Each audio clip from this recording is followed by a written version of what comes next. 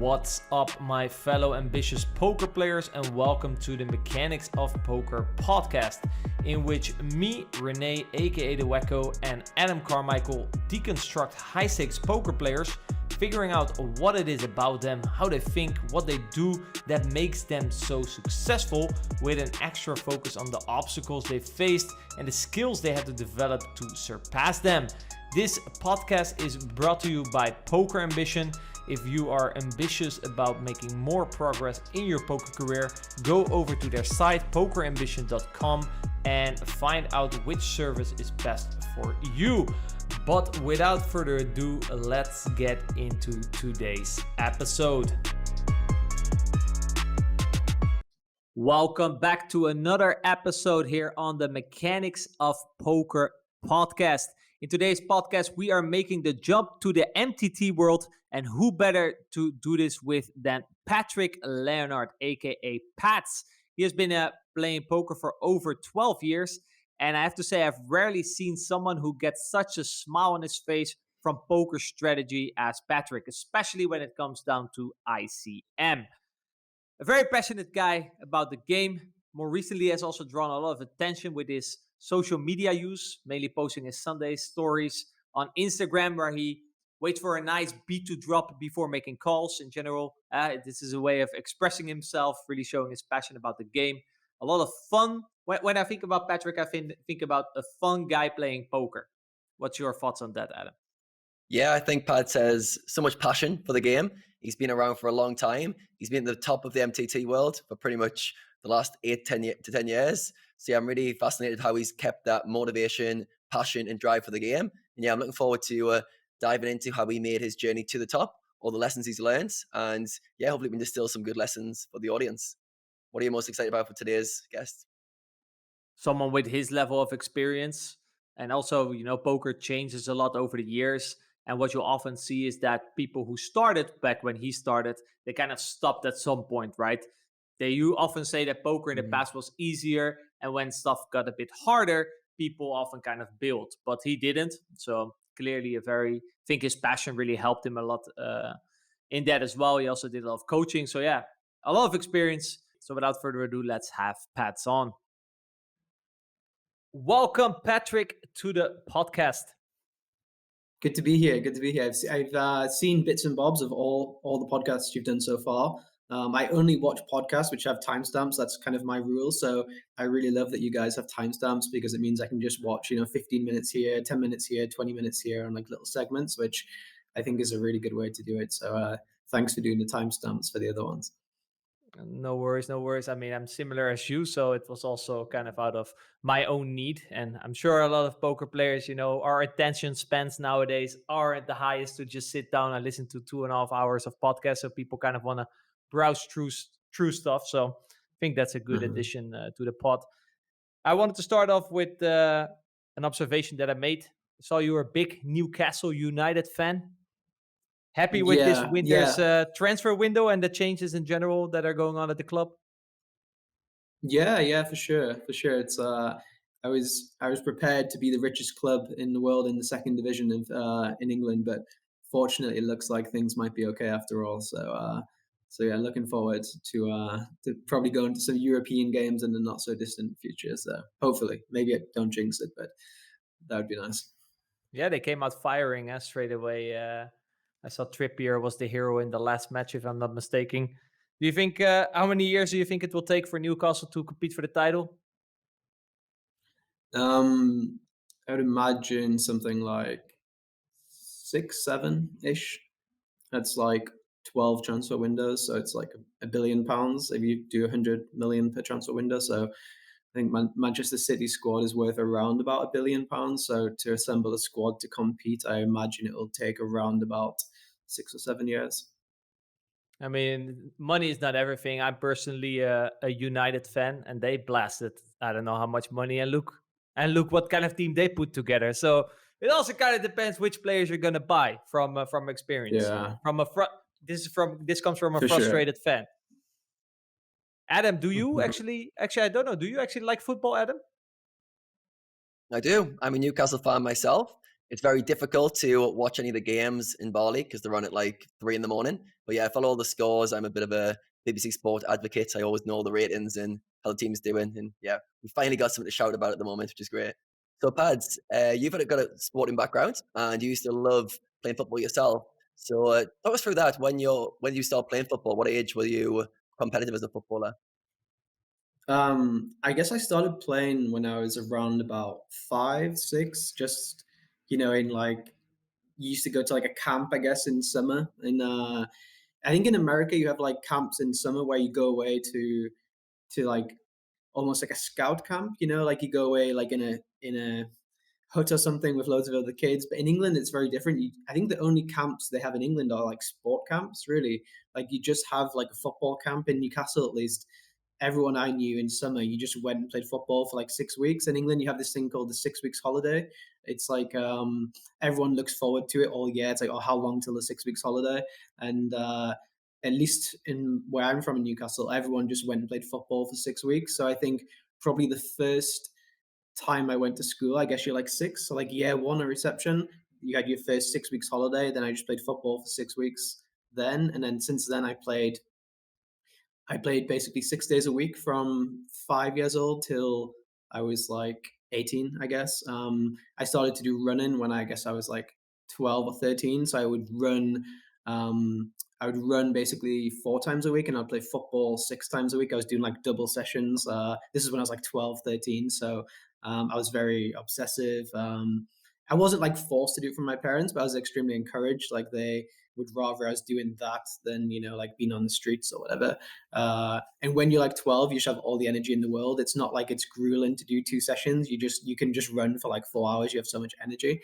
So from a very early age, I was always no days off, just, but not in a way where I felt like I was working. It felt like it was just fun. And then I think, like going all the way back, like all the way forward to like now, I can play like 60 days in a row. And I think a lot of it comes because when I was 12, 13, 8, whatever it may be, it was very natural for me to just play football for like 365 days in a row. So like, it doesn't feel, when you're doing something you like, it doesn't really feel like work. Because if I took a day off playing football for like an academy or for my school or whatever, I would just be playing football with my friends, like in the park. My days off would be playing football. And I find a lot of the time in poker, when you take a day off now, I'm usually doing something poker related anyway. Maybe I'm watching like high stakes poker. Maybe I'm watching a podcast with you guys. Maybe I'm, going over hand history, whatever it may be. And I feel like there's a lot of similarities between, like poker now and then football when I was like 5 or 6. Maybe that's why I'm like very obsessive so far down the line. Whereas if I played 1 day a week football just for fun, maybe it would be different now in poker. So yeah. Yeah. So you had that passion for football when you were young, and it seems like that passion at some point transitioned into poker. Me and Rene were just chatting off the air. Like one of the things we both respect about you is your passion for the game, which just doesn't waver after all these years. If anything, it gets stronger. So when did your passion for sports start to maybe waver a little bit, and when did the early poker career start for you?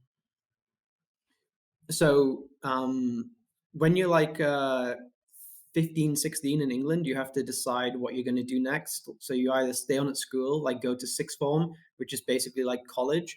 You can go to like a separate college, which is like specialist, or you can get a job as like a laborer, like a plumber or a builder or something like this. So when I was 15 or 16, all of my friends, I didn't really like school because I have like an obsessive, I can't just do one thing at once. If I can't just listen to a teacher speaking to me for an hour, I have to be doing multiple things. So if I'm watching a training video, I'm also like doing things on the side, whatever it is now. But at the time, I just couldn't behave in school because I couldn't listen to the teacher. It wasn't like I was like a bad kid or anything. I just literally couldn't listen to someone for an hour speak to you. And in school, you do lessons of 1 hour in England, so like 9 till 10, 10 till 11, 11 till 12. And I just couldn't, it was just so boring for me. I did well at school, not like amazing, but all my friends, like my social circle, they were all like very, very good at school, like straight A students, and they all wanted to do like finance, economics, like good degrees. So they stayed on at school and did that. And I went to like a specialist college to do sports. I went to Gateshead College, actually, you may know, which is like basically a sports college. And I was running and playing football. So So I basically left my friends then, and they would basically really love poker. So in between their economics lessons or whatever, they were I'm not sure you can hear my dog in the background. In between their lessons, they would play poker all the time, but they were still my best friends. So I wanted to still be with them. So when they left school in the evening, they would go home and continue the poker games because people would be stuck. Like someone would be down $20, so they wanted to win it back. So when I messaged them saying, "Hey, do you want to come and play football? Do you want to come and do whatever?" They were like, "Oh no, we're going to play poker." Um, so I would go and play with them, and I had no idea what I was doing, obviously, because they would, if, in terms of volume, they would play, like 6 hours a day, and I would play an hour with them after school. So I would just lose, and I don't. I don't think anyone likes losing. I don't think it's like specific to me, but nobody likes to just lose, especially in front of all their friends. Maybe you make a play which is really bad and everyone kind of laughs at you because they're all more advanced than you are. And it's not a very nice feeling. So I just decided to learn to beat my friends, out of almost embarrassment, I would say. I didn't like poker. I hated it. I wish we were going nightclubbing, or I wish we were playing football, or wish we were doing something a bit quicker because poker was so slow. Like I said in school, like listening to a teacher, I just can't do. Going to university, I couldn't go to lectures. I had to walk out. It wasn't like an arrogance thing or anything. I wasn't learning that way. So when you play live poker with your friends who are like playing so slow, maybe like having a beer in the middle of a hand or whatever, every hand you'd maybe play like 10 hands an hour, 15 hands an hour, at the most. And it was just so boring for me because, like I said, I need things. I need so much stuff to be going on for my mind to start to work. So I hated it really. I hated poker at the start, but yeah, that's how it all started, at least. When did you start to love it? Um, I guess I started to basically not really love playing. I didn't really love playing. I started to love reading about poker. So I would basically, again, I had a job, and in my job, I couldn't just do my job because I can't do one thing at once. So I'd basically have if you have like a monitor on half of my screen, I would have my job. I was in finance journalism, and on the other half of my screen, I had 2+2, and I would just look through hand histories all day. So I would start to really love poker, in terms of reading about it, but it was just a way of basically satisfying my, not boredom, but my attention span. I needed something on the side of my work so that I could actually work, because I would have to leave my job because I can't just do one thing at once. I just have this weird mind like that. So, yeah, I was basically like a 2+2 addict from, like, let's say 16, 17 to like 20. I would read 2+2 or other forums for all day, just read hand histories, read hand histories, read hand histories. At this time, like Tom Dwan, Ike, Scott Seaver, these kind of guys were posting every single day on 2+2. So the information you could read was really, really high level. Everyone gave out all the information. This is now like 16 years ago. So, yeah. And then I would find other forums, like Blonde Poker in the UK. I would start to, as time would go on, I would be refreshing pages so frequently that there was no hand histories left. It's quite a funny joke between my friends, but I would start going on like Gypsy Team. It's like a Russian forum. And I started to go on French forums, and I would translate the whole forum on, like, on Google Chrome Translate. And I would just read hand histories all day from Russian forums, French forums, 2+2 forums. I wasn't really a profitable player. I wasn't really making money. I wasn't even really grinding because I had a job, but I would spend all day at this job, 9 till 5 reading hand histories. And that started, basically when I was 18 or whatever. And yeah, so I started to fall in love with it that way, as a way basically to just conquer my boredom or whatever with life. So Yeah. At what point did things start to get a bit of traction and you realize, wait a second, rather than just being obsessed with this game, the hand histories, I can actually beat this game and get good at it? When was that kind of transition moment? So, like, at this point, when I was 21, I I had like a really high post count on forums. So basically, I was posting all day, reading all day. I knew everyone, and a job came up at PokerStrategy.com. They were the biggest poker company in the world by far. Like, we had 9 million members. Within all the forums, and all the people signed up. Like 9 million is huge, right? This is like pre Black Friday. So a job came up there, and I applied for the job. Didn't really think I would get it, and I got the job, which was in Gibraltar, Spain. So this was now a way of basically poker. Basically, I could basically do what I was doing at my other job, but just full time with poker. So when I went to this job at PokerStrategy.com, I would be doing my job, but this same thing happened in my mind. I need to be doing something else on the side. So I would have basically like my job on half my monitor. Then on the other half of the monitor, I would have like 4 tables of like rush poker. It's like Zoom, but on full tilt at the time. And in a normal job, let's say you work in a bank, if your boss comes around and sees you have 4 tables of poker, you're going to get fired, right?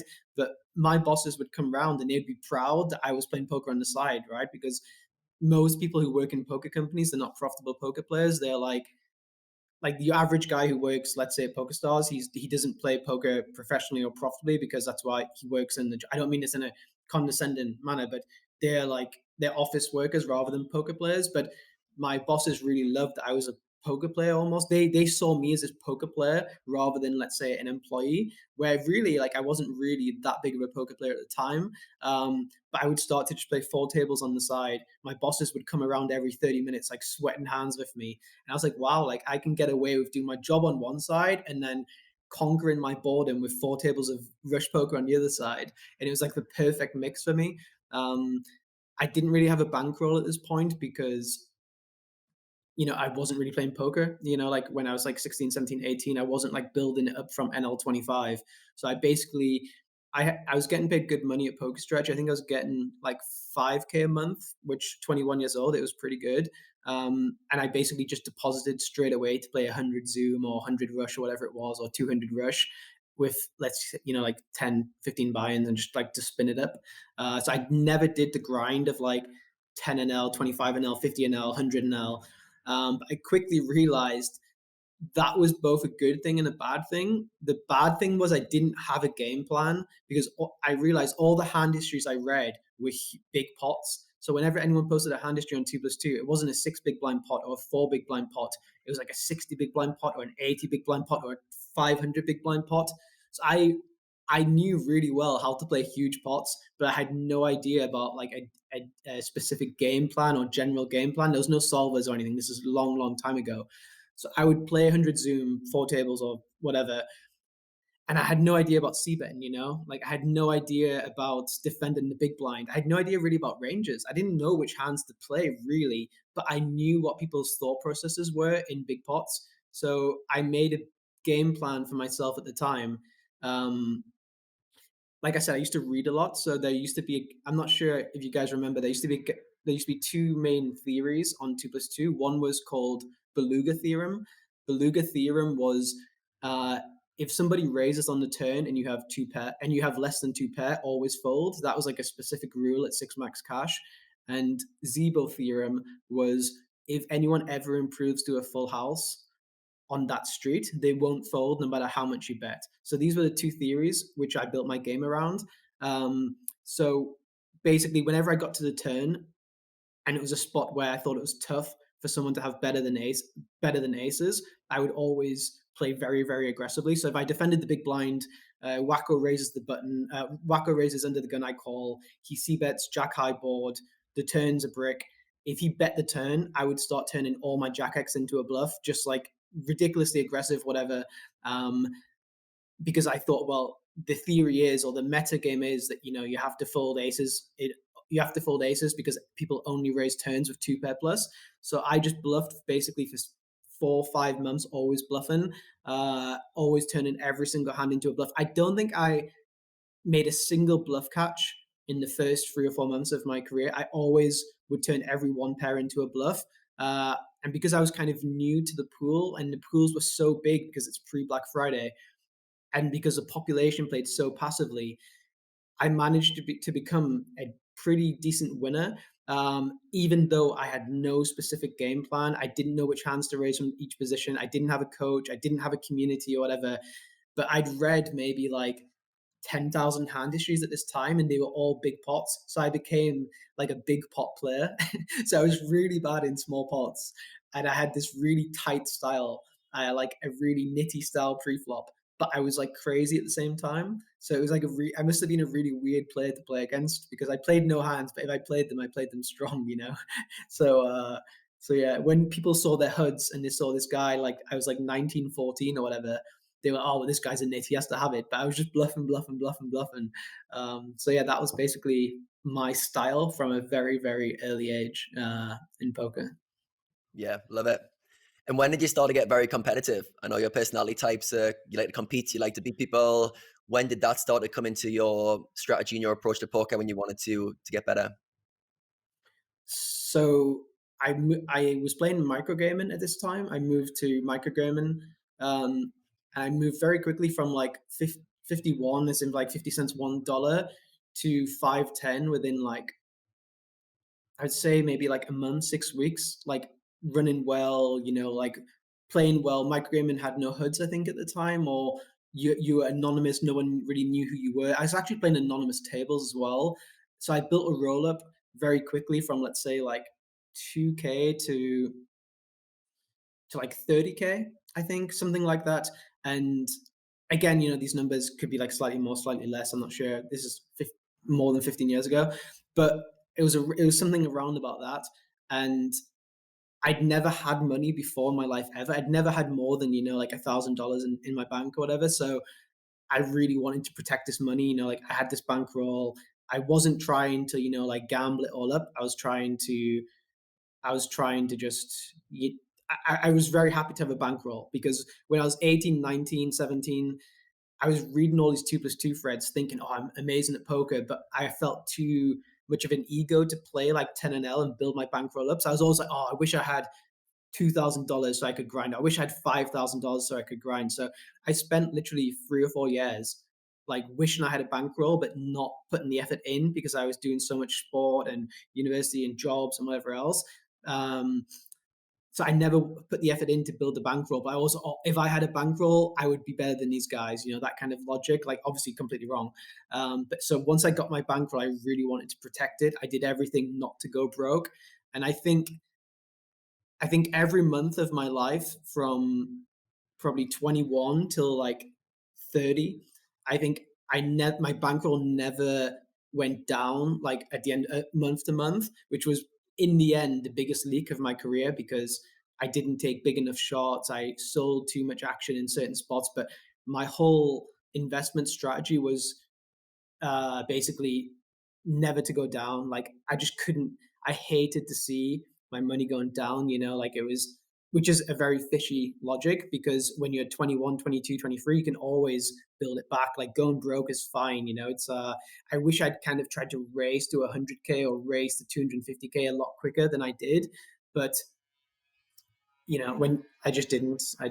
So at this point, you said, where's the competitive part of me?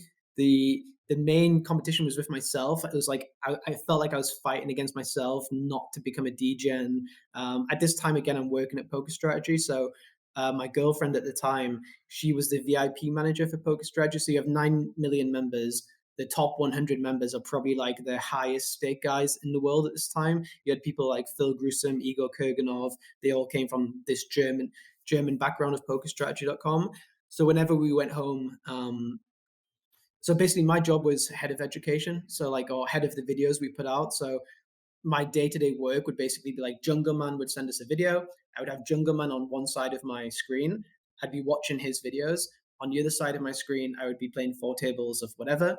And then we would have a forum where we paid professionals $1 to reply to every post. So, and then I had to evaluate these guys. So it's loads of things going on. But basically, an NL50 guy would post a hand history, an NL100 guy would reply. We would pay that guy $1, and then I was his boss. I would have to read all the threads he did. So I was still in this phase of reading thousands and thousands and thousands of poker hand histories. So I would go home to dinner, 6 p.m., 7 p.m., sit with my girlfriend at the table. She was a VIP manager, so she would tell me, oh, this guy went broke today. Oh my God, this guy went broke today. This guy lost his money on roulette. This guy's wife took his money. This, whatever it may be. So I was just hearing these stories over and over from my girlfriend that people were losing money. People were losing money. And because I was quite new to money, it's not huge money, but 20K, whatever it was, to me, it felt like everything in the world.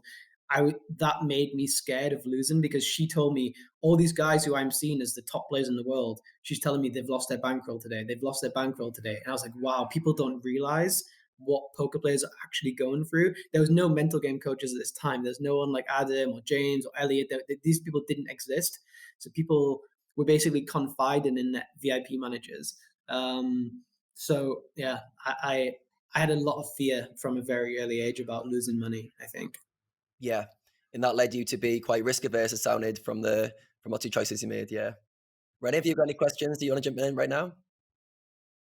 No, I can actually relate to Pat as well. In the beginning of my career, I went broke a couple times, and that definitely I can relate to that. That definitely leaves some scars in terms of that you're a bit more careful. Like you don't want to re-experience what you've experienced back then, right?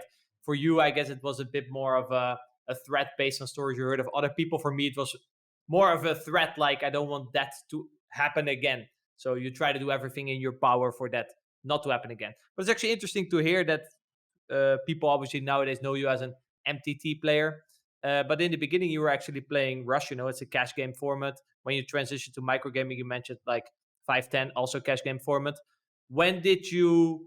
So you're mainly playing cash games, but you were still working at PokerStrategy.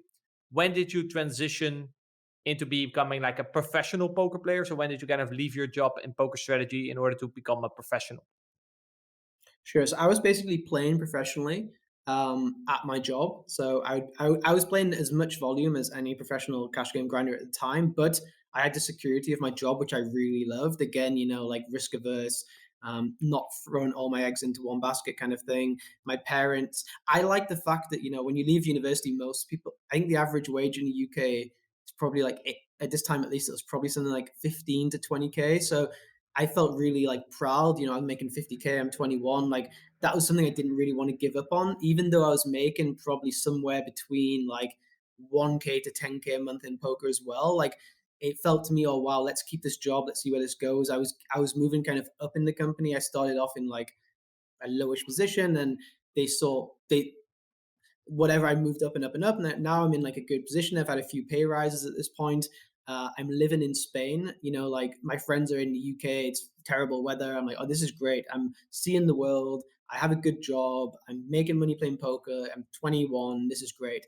And then one day, poker became illegal in Spain. The regulated markets. Mm-hmm. This happened, I guess, This happened like 11 years ago, which is crazy to think. But Spanish players used to be able to play on PokerStars, whatever, and that's all microgaming or iPoker, full tilt.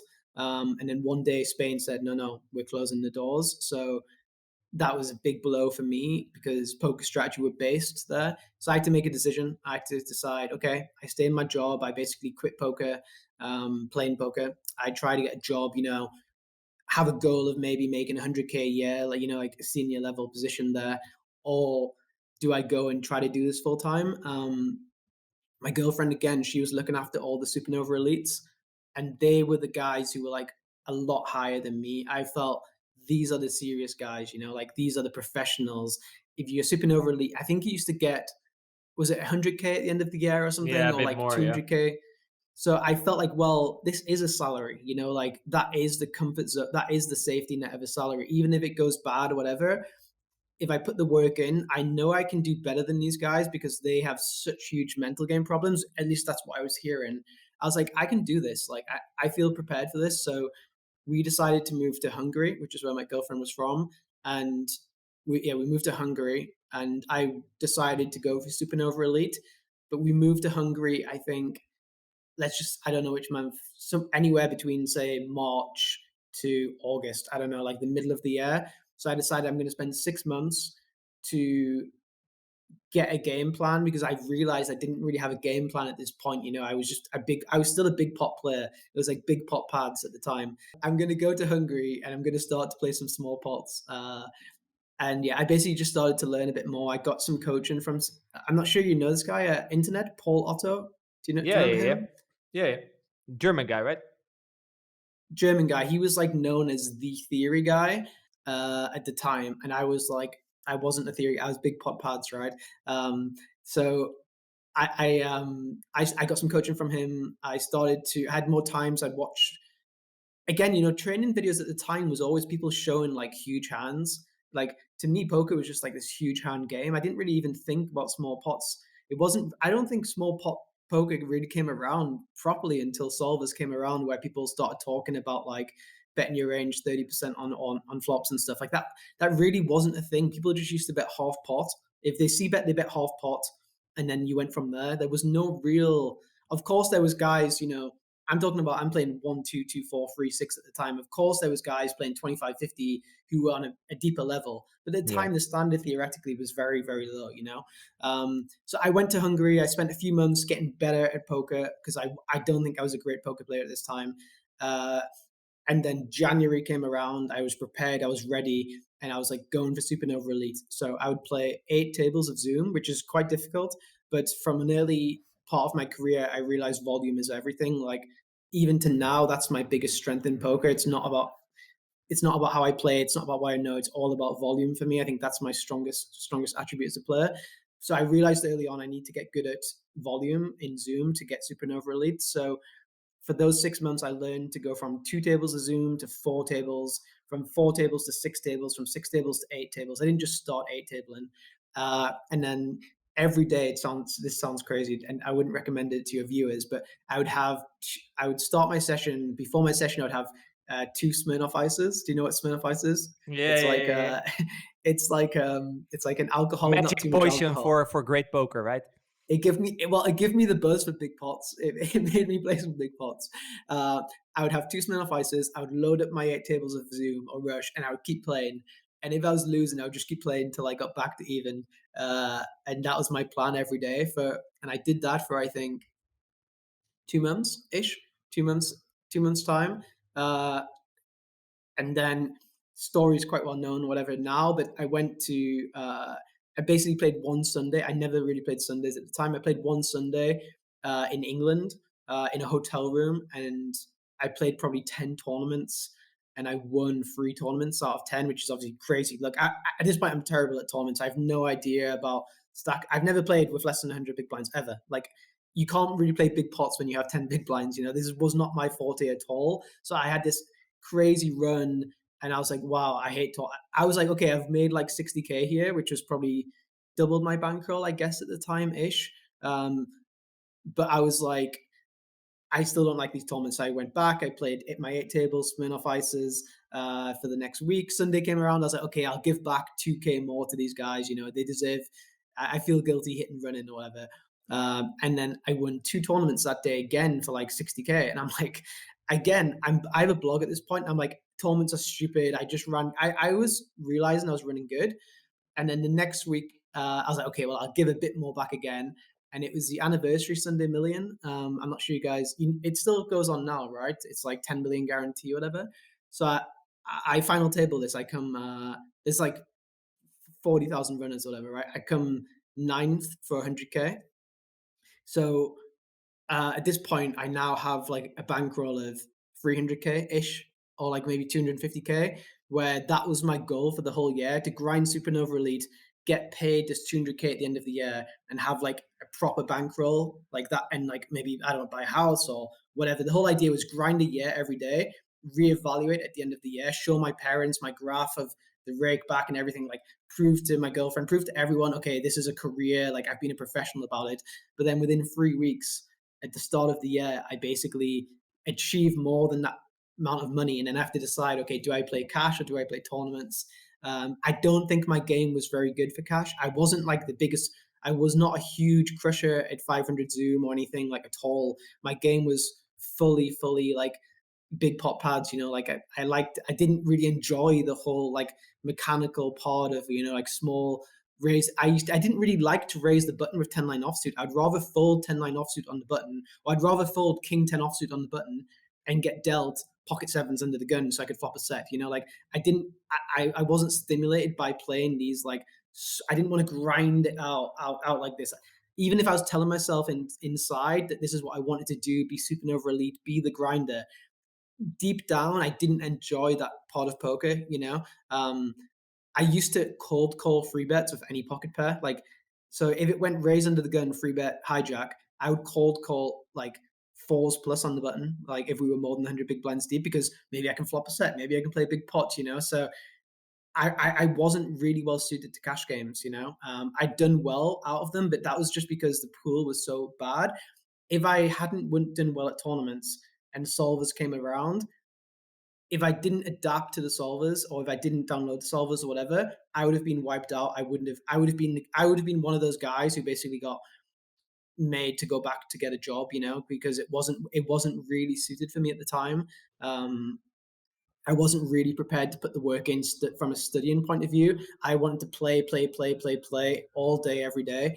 I would have been wiped out basically. So I was so lucky from a tournament point of view that I had these wins, not necessarily for the money, but for my longevity in poker, because I don't think I would have been around, because solvers probably came out, I guess, 2 years afterwards or something like this. And I would have just got destroyed once people started range, c-bet, and then all this kind of stuff, because I wouldn't have done it. I would have still, I think, had that. It wasn't really a degenerate side, because I wasn't chasing money, but I would have had my game, the way that I like to play, wouldn't have been well suited to that, I don't think.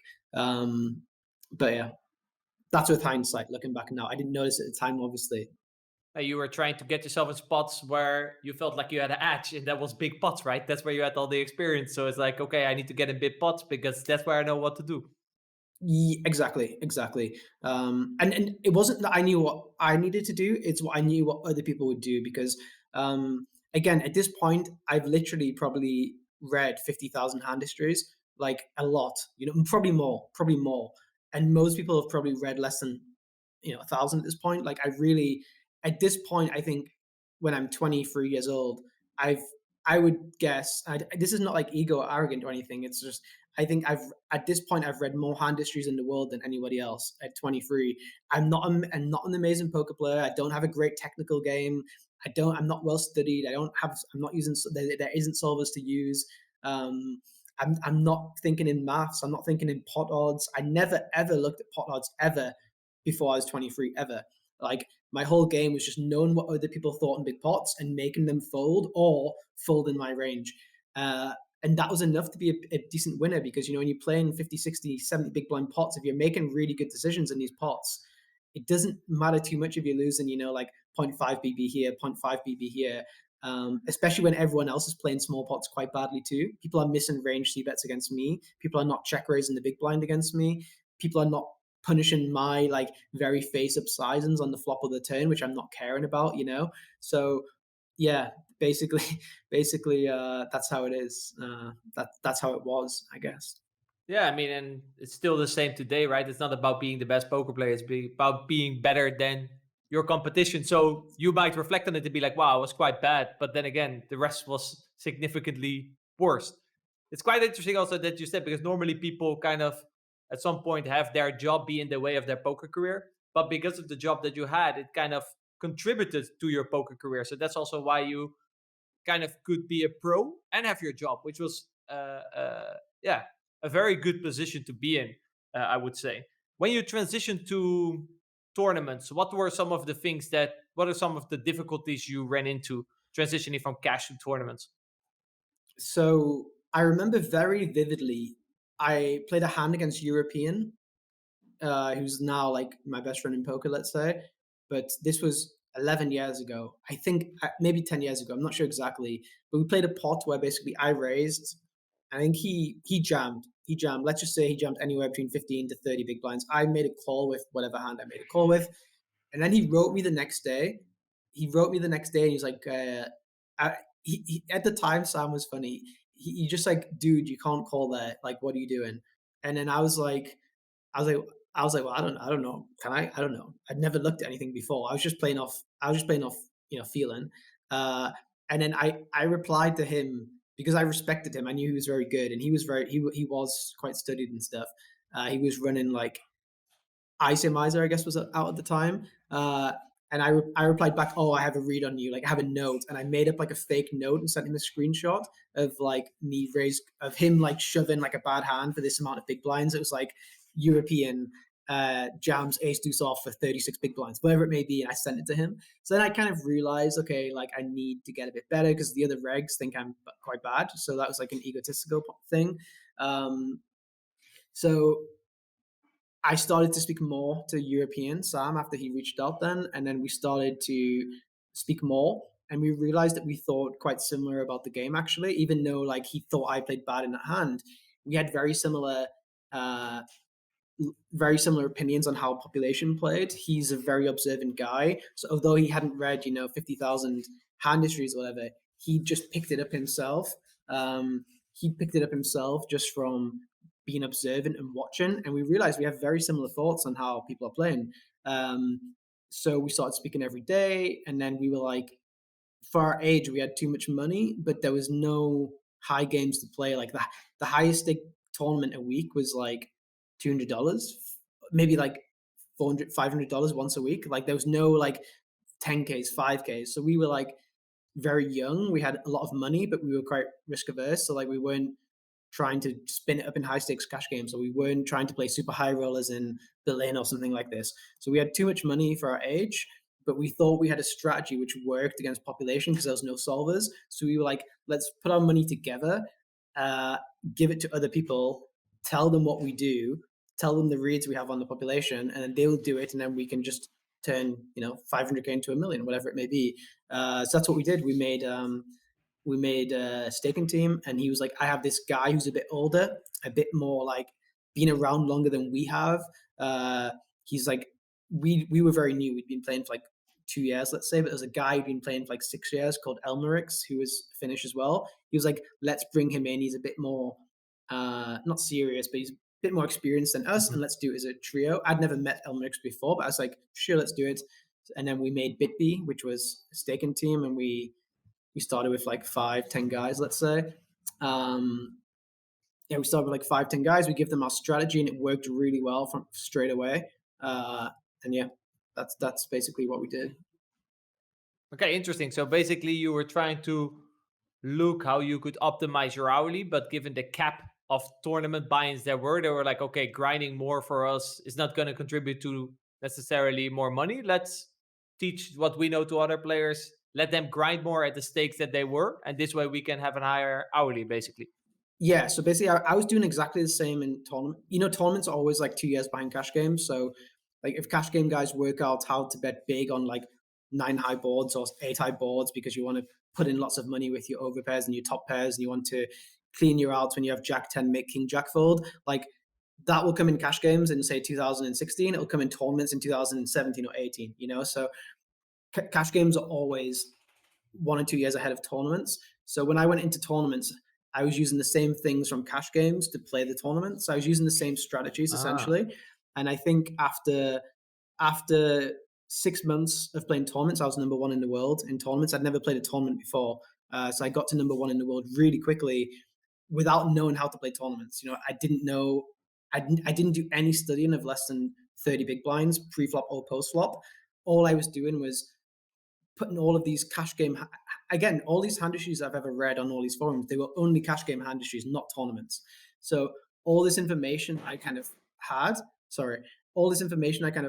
I put these from into tournaments straight away and just rolled it out for 6 months. I bluffed everyone on every turn. I bluffed everyone on every river. I never bluff catched at all at this point. I turned everything into a bluff. And 6 months, basically, people folded every spot to me. And yeah, I got to number 1 in the world by like this SuperNova Elite year. I think I was number 1 in the world by like September. And I think I didn't start this tournament grind until like February-ish. So everything is completely different to how I planned it in January, from this whole SuperNova Elite grind or whatever. So actually the things that made you a very good cash game player were very easily transitioned into tournaments, because it wasn't necessarily certain strategic things. It was an overall principle of I'm going to be very aggressive because the pool overfolds, and I'm going to overfold when the pool is very aggressive because they're too passive, which applied, it came from human nature, right? So it applied to both cash games and tournaments. But I was not an aggressive player. I was, if people looked at me, I was very tight. I RFI'd less than they did. I C-bet the flop less than they did. I didn't do constant small aggression. It was big. It was still big pot pads, like I wasn't an aggressive player really. Like I was like, if I looked at my stats, I would have probably had like a 50% c-bet in position. I'm just making numbers up, but 50% c-bet in position, like an RFI on the button of maybe like 38%, where really I should have probably had an European, for example, who was very aggressive. He had an RFI on the button of 65%. So we had very different styles in terms of an overall game plan. So he used to raise 65% pre-flop and he used to c-bet 100%. That was his strategy. I raised 35% on the button and I missed range c-bets all the time because I wasn't really thinking about it. I wasn't really too worried about it, So we had very different approaches, but we had very similar opinions on how other people played, So we had opinions on what their sizing meant, like when they bet 40% instead of 50, or when they bet 120% instead of 90, or when they bet the river after the flush draw bricked on the turn for different sizes, what everything meant, like we were very much like, our mechanics came very much from a psychological point of view together, and we had very strong similar beliefs on them, and we agreed on and built them up, but we had very different overall game plans, I would say. And I would say the biggest difficulties I had in my career were trying to change my game plan to a different game plan. So for example, when solvers came out, I would post a hand history where I see bet flop, like I potted the flop on, let's say the board is 10, 6 deuce. I potted the flop, and then people would reply saying that's not a thing. And you've heard like poker players say that's not a thing. And I believed them straight away, I listened to them straight away, and I started to really doubt myself. All the success I'd had, this immediate like getting to number one in the world, this like really good cash game results from like a game plan I'd made. I started to try to change it completely and like try to play like European, or tried to play like other guys in my stable who would run sims on PL Solver. But I didn't realize at the time that, of course, if they run a sim with 30% and pot, sure, the solver may say only bet 30%, but if they removed 30% from the sim and had 100%, probably the solver would bet pot quite often, right? So it can be a thing. It may be together with a smaller c-bet size, it's not necessarily as high EV. However, if I play loads of big pots and get people into big pots on the river where they're going to make mistakes for 10 big blinds, 20 big blinds, 30 big blinds, or whatever, it certainly would be a thing, So if people get into really big pots against me and I make really good decisions, it's going to make me a lot more money as an overall strategy. And it definitely would be a thing compared to, just trying to settle for this range c-bet on the flop to make, like over cards with backdoor flush draws indifferent, whatever it may be. So I started to change my approach for, I would say, 2 to 3 years. And I think it really hurt my game, trying to listen to others, or this was the difficulties of being in a community. I'd done everything solo. I used to read hand histories by myself. I used to see how other people played. Everything was solo. Then I went into a community, which I built, BitB. But I went into a community and I was like, well, I should be trying to play like you guys, or I would post a hand history and people would reply saying, oh, that's not a thing, or this is not a thing, or that doesn't make any sense. It did make sense in my mind, but I started to have this, kind of doubt, am I just lucky? Like, is this all just been luck or whatever? And I started being like, okay, I need to change my game completely. I need to go to be in this like small ball kind of player. And I think for 2 years or so, this PL Solver had just come out. It really, really hurt my game. And I turned from, I think, very, very good to basically like not mediocre, but like a slightly winning player. And I think that was about because I was in a community. All the people in the community I love, like the guys staking, whatever, like all great guys, like all amazing at poker. But I think this just shows that sometimes being in a community, it sounds like it's the best idea, but sometimes it's not the best idea. Because for me, if you're in a poker community, there's 2 reasons to post a hand history, right? The first reason is you post a theoretical hand. So like I raise the button, big blind calls, the flop is king 2-4.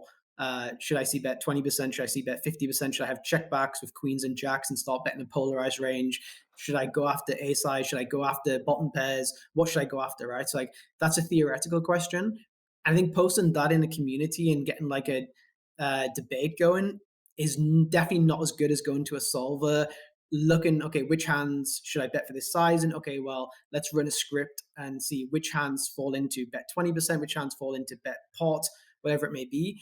And really going into it deeply theory to get an understanding, like that for me is almost certainly better than being in a community.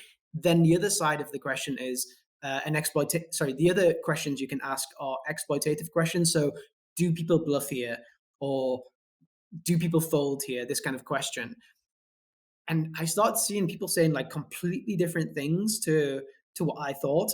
And I was like starting to doubt myself. Like it was a spot where I would say no one ever bluffs here. And then everyone would be like, oh yeah, everyone always bluffs here.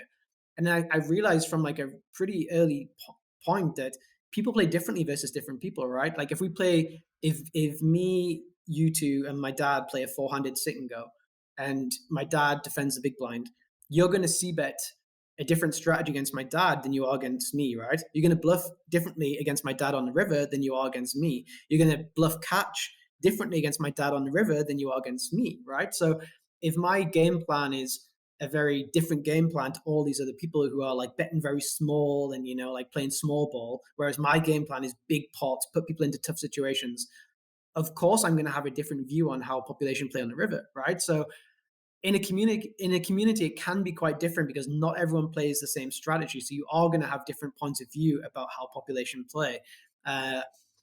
So being in a community, you can post a theoretical question, which I think it's better to do by yourself, scripts, solvers, etc.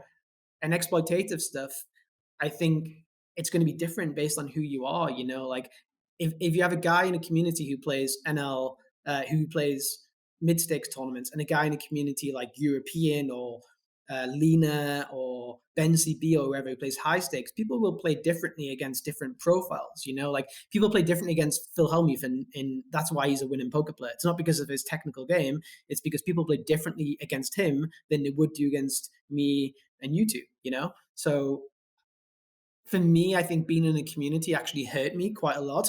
Not because the guys were bad guys or anything, but because I was starting to hear and read conflicting things about all of these things. And I would say for 2 games, it kind of messed my game up a little bit. So yeah. I guess it sounded like it gave a lot of sort of noise. You, in the beginning, had quite a clear idea of what was going on. And you were quite confident in your ability. And actually, quite often, I would say that what you do strategically, obviously it matters. But the person who shows up with most confidence in his strategy has the ability to execute that strategy to the best of his capabilities, which in the end, like you said, in a solver, you can make a solver play various strategy. In the end, it's the execution of your strategy is going to determine how big of a winner you're going to be, not the actual strategy itself, right? It's also something that you mentioned. You are very good in playing rivers. Then using a flop strategy that c-bets maybe a bit less, and that allows you to get to the river more often where you're going to make very good decisions, is actually a higher EV strategy, right? Than what the solver actually suggests. Obviously, the solver doesn't do that because the solver is going to play optimal on the river. You're not going to make better decisions than the solver on the river. But I can definitely understand that then if solvers come out and other smart people are talking to you, you need very big balls and very big confidence to say, okay, this computer thing is wrong. I'm right? It's quite hard to say. Like, okay, I'm Pats, I'm smarter than the solver. Well, yeah, or I think I didn't do that. What I should have done is just put my strategy into the solver and see what does the solver say about it, you know? Because, you know, I think the strategy which I was playing at the time was actually solver approved. The only problem is if you run other sizings with your sizing as well, the solver may slightly prefer a different sizing, which makes the whole strategy seem wrong. So when someone runs a strategy, when someone runs a sim, let's say again, 9 high board, I post me betting 200% pot. I used to bet 200% pot on 9 high, 8 high, 7 high, sometimes 10 high boards. I used to bet really big. And if someone put this into a solver betting 150% and their sizing, which is say 30%, the solver probably will say, yeah, bet 30 with your range, you know? But if they took out that bet 30, like my strategy wouldn't just be like a made up thing, you know, it would have been like a it may not have bet all the hands in my range. It may have went from 100% frequency to like a 60% frequency in more of a polarized strategy. But that's what I was doing, because I told you I was missing C bets. I wasn't playing these small bets. I was playing big bets. But when you play big bets, you play more polarized. So it makes more sense to actually not bet your whole range. It makes more sense for your frequencies to be a bit lower. So when people say, oh, how didn't you C bet here? You missed a range C bet. Or, oh my God, this is lazy. You missed a range C bet. I would hear this all the time. And that would make me feel guilt. Oh, wow, I need to find these range C bets. When in reality, my strategy of betting not very often, but very big is actually a strategy 10 years later, which a lot of people use. And actually now is my strategy again, So the way that I play now, if I ever have an opportunity to play a strategy which I can incorporate small sizings or incorporate big sizings, I will always incorporate the bigger sizings.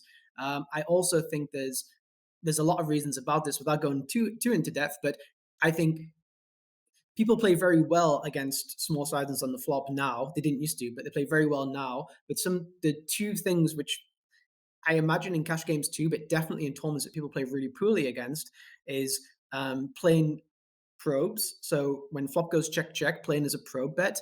And the second thing is playing versus delay C bets. I worked out very quickly that the population check raise versus delay C bet was less than 2%. So nobody ever would check raise the turn after the flop went check, check. So straight away, if you just do like again, I'm not really into node locking too much because it changes things so drastically. But just from that point of view, if I go for a big polarized strategy on the flop and then play turns really well after the check, check node, people are going to be playing really poorly against that. And that's actually a really good strategy to play. And that's kind of how I was playing. I was min betting turns. So I would basically C bet big on the flop and check a lot.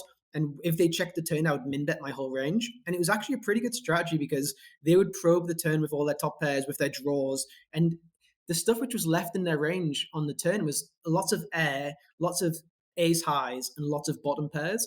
So when they just called my min bet on the turn, I was doing funky stuff. I was like 10x pot and rivers, 6x pot and rivers, maybe value betting, half pot, going for thin value.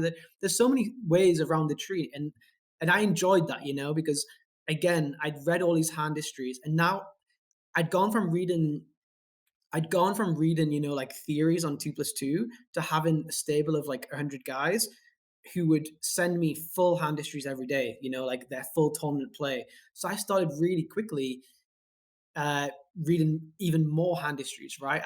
People were posting on we had Skype or Discord, I'm not sure at the time, but people would post, there'd be literally thousands and thousands of hands posted a week. I would read everyone's logic, thought process. This is from like mid stakes, small stakes, high stakes. I would read what other coaches thought. I would see full hand histories of players. So at this point, like I consumed so much information of how other people thought that I should have been brave enough. I should have been strong enough. I should have had enough self-will to say, fuck this, like trying to imitate other people. And I say this a lot, but everyone should always try to be the best version of themselves, not a bad version of somebody else. So like, if you see somebody like Michael Adamo, for example, who's a crazy tournament guy who bluffs a lot, like it's hard to play that strategy. So if you start trying to be Michael Adamo, you're probably going to be a bad version of him rather than if you be a good version of yourself, And everyone gets to everyone gets to the level of being a professional because they're strong at something. Like I was good at playing these big pots. Doug says hi. I was good at playing these big pots. So that's how I became a professional poker player. Other people became a professional poker player because they understood math. Other people became a professional poker player because they really understood, solver, like small ball strategy. Other people become poker pros because they're really good at live tells. Everyone gets to the level of being better than their friends or better than their casino game or better than their home game or better than whatever because they're strong at one point. No one's just like Linus Love in the first day to play poker. Everyone's good at one thing usually. No one's really good at everything. You're always good at one thing. And I was good at playing these big pots and very bad at small pots, but I should have probably realized that. But it's hard to realize. Like, this is all with hindsight. I've been playing poker 16 years now, whatever. But my biggest advice is if you break through from, say, university poker, if you break through from a home game, realize like why am I beating these guys? Is it because I'm really aggressive? Can I push people around? Am I really good at free bet and free flop and pushing people around that way? Do I work out I fold the rivers whenever anyone bets. Like people are good at poker for a reason, but no one's Linus Love after their first 2 months in poker, right? So really try to emphasize what you're good at and build your game plan around that, because you'll enjoy it more, right? Because if you play poker and you get good and you keep playing and you move up the stakes, you're good at that, you probably enjoy it. Try to make your strategy around that, which is still solver approved or whatever. But don't try to just like, it's like if you're a boxer, Tyson Fury, best boxer in the world. Mm-hmm. He used to probably fight the same way he does now to how he was when he was 18. He has this like weird style, like feinting, gangly, like doing all this stuff. If he tried to just be like Joshua in his next fight, or if he tried to be Usyk or whoever in his next fight, he probably wouldn't be as good as being himself, So I think it's important. I think Tyson Fury basically becomes the best version of his style, which made him go from an amateur to a professional. He didn't start trying to be like a different kind of boxer. And I think poker's the same. I think probably anything is the same. I think Messi is not trying to become a, like physical kind of guy who's like winning headers and running back and all this kind of stuff. He's probably just a better version of how he was when he was 16. I don't think the difference of Lionel Messi when he's 34 to 16 is probably that much. He's probably just more efficient. He's probably just that little bit better, that little bit more experienced, same as anyone. And I think most footballers actually get bad once they try to start being a different kind of player, I'm not sure, maybe it's too much detail, but Harry Kane, basically, he was the top striker in the world. And then early on this season and last season, he started to drop really deep and not really be a striker anymore. He started to play like a really deep role, and he didn't score for like so many games, and everyone was like trying to get him dropped from the England team. The Spurs fans were booing him and stuff like this. And then now he's kind of said, okay, I'm going to go back to Conte came in. He said, look, you stay in the box. We're going to find you. You do what you're good at. You scores our goals. And now he's going back to what he was probably when he was 19, 20, 21, 22, 23, 24, 25. And now he's being the best version of himself rather than trying to be, trying to imitate somebody else's game, which is not why he's a professional footballer, That's very good advice. And this should not be mistaken with that you shouldn't improve, but you're saying know what your strength is and try to expand your game from that. But don't lose touch with what brought you there in the first place, right? 100%. And I think this is every single poker player's including mine for years, biggest weakness and the biggest thing which stops them from excelling. I really think that. Adam, I'm sure you have a lot of questions for Pat after that bomb of wisdom that he just dropped here on the podcast.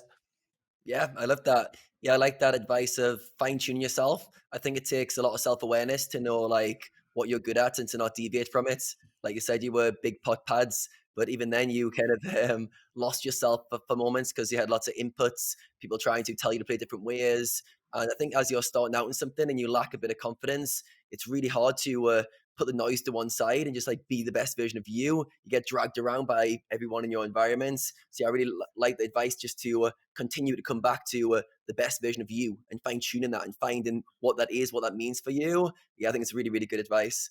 So for you, when you were coming up, when you're on the MTT grind and you're trying to get to that #1 ranking, what was motivating you? Was it the achievements of being one of the best in the world? Was it some chip on your shoulder? What was the initial drive to get to where you got to the top?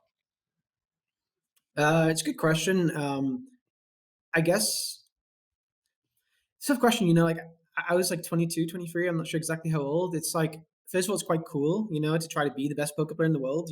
I'm not saying it makes you the best poker player in the world, but it's quite cool to be there. I'm actually #1 now as well on PocketFives in the world. So like this is 10 years later. So for me, that's something which I've always kind of been not necessarily striving towards. It's something which I'm quite proud about. I know it doesn't make you the best poker player in the world. I know it doesn't mean you've made the most money in the world. I know it doesn't mean your strategy is better than everyone else's in the world. I know not everyone opts in. I know some people for tax reasons may not opt in, whatever it may be. I'm sure at the time some people probably weren't opt in. I don't know, but I can't handle that. I can't control that. For me, I feel like it's a way of being accepted from others in your life. Maybe by your family, but that they are,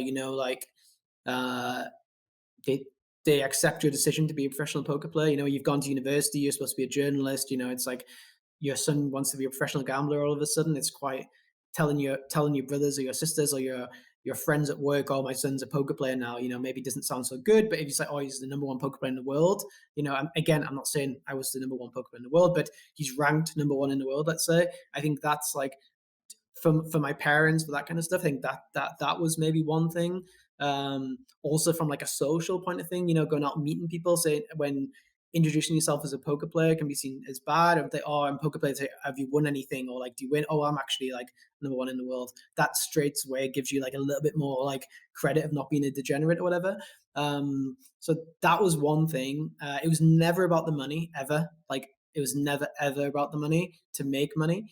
It was always about the competition. I love to play against these guys who I'd never played against before. So it's like, remember, I'd only played cash games, and now I move into tournaments. I'd never met these guys before. I'd never battled against these guys before. So it's like there was a new pool of people I could battle against every day with my strategy, which was very different to theirs. The tournament strategy and the cash game strategy was completely different. Stylistically, the meta in tournaments was to 4-bet or fold a lot. And to 3-bet a lot, no cold calling. Whereas my strategy was I had like a 25% fold to 3-bet. I never 4-bet bluffed really. I just used to call 3-bets and just play pots.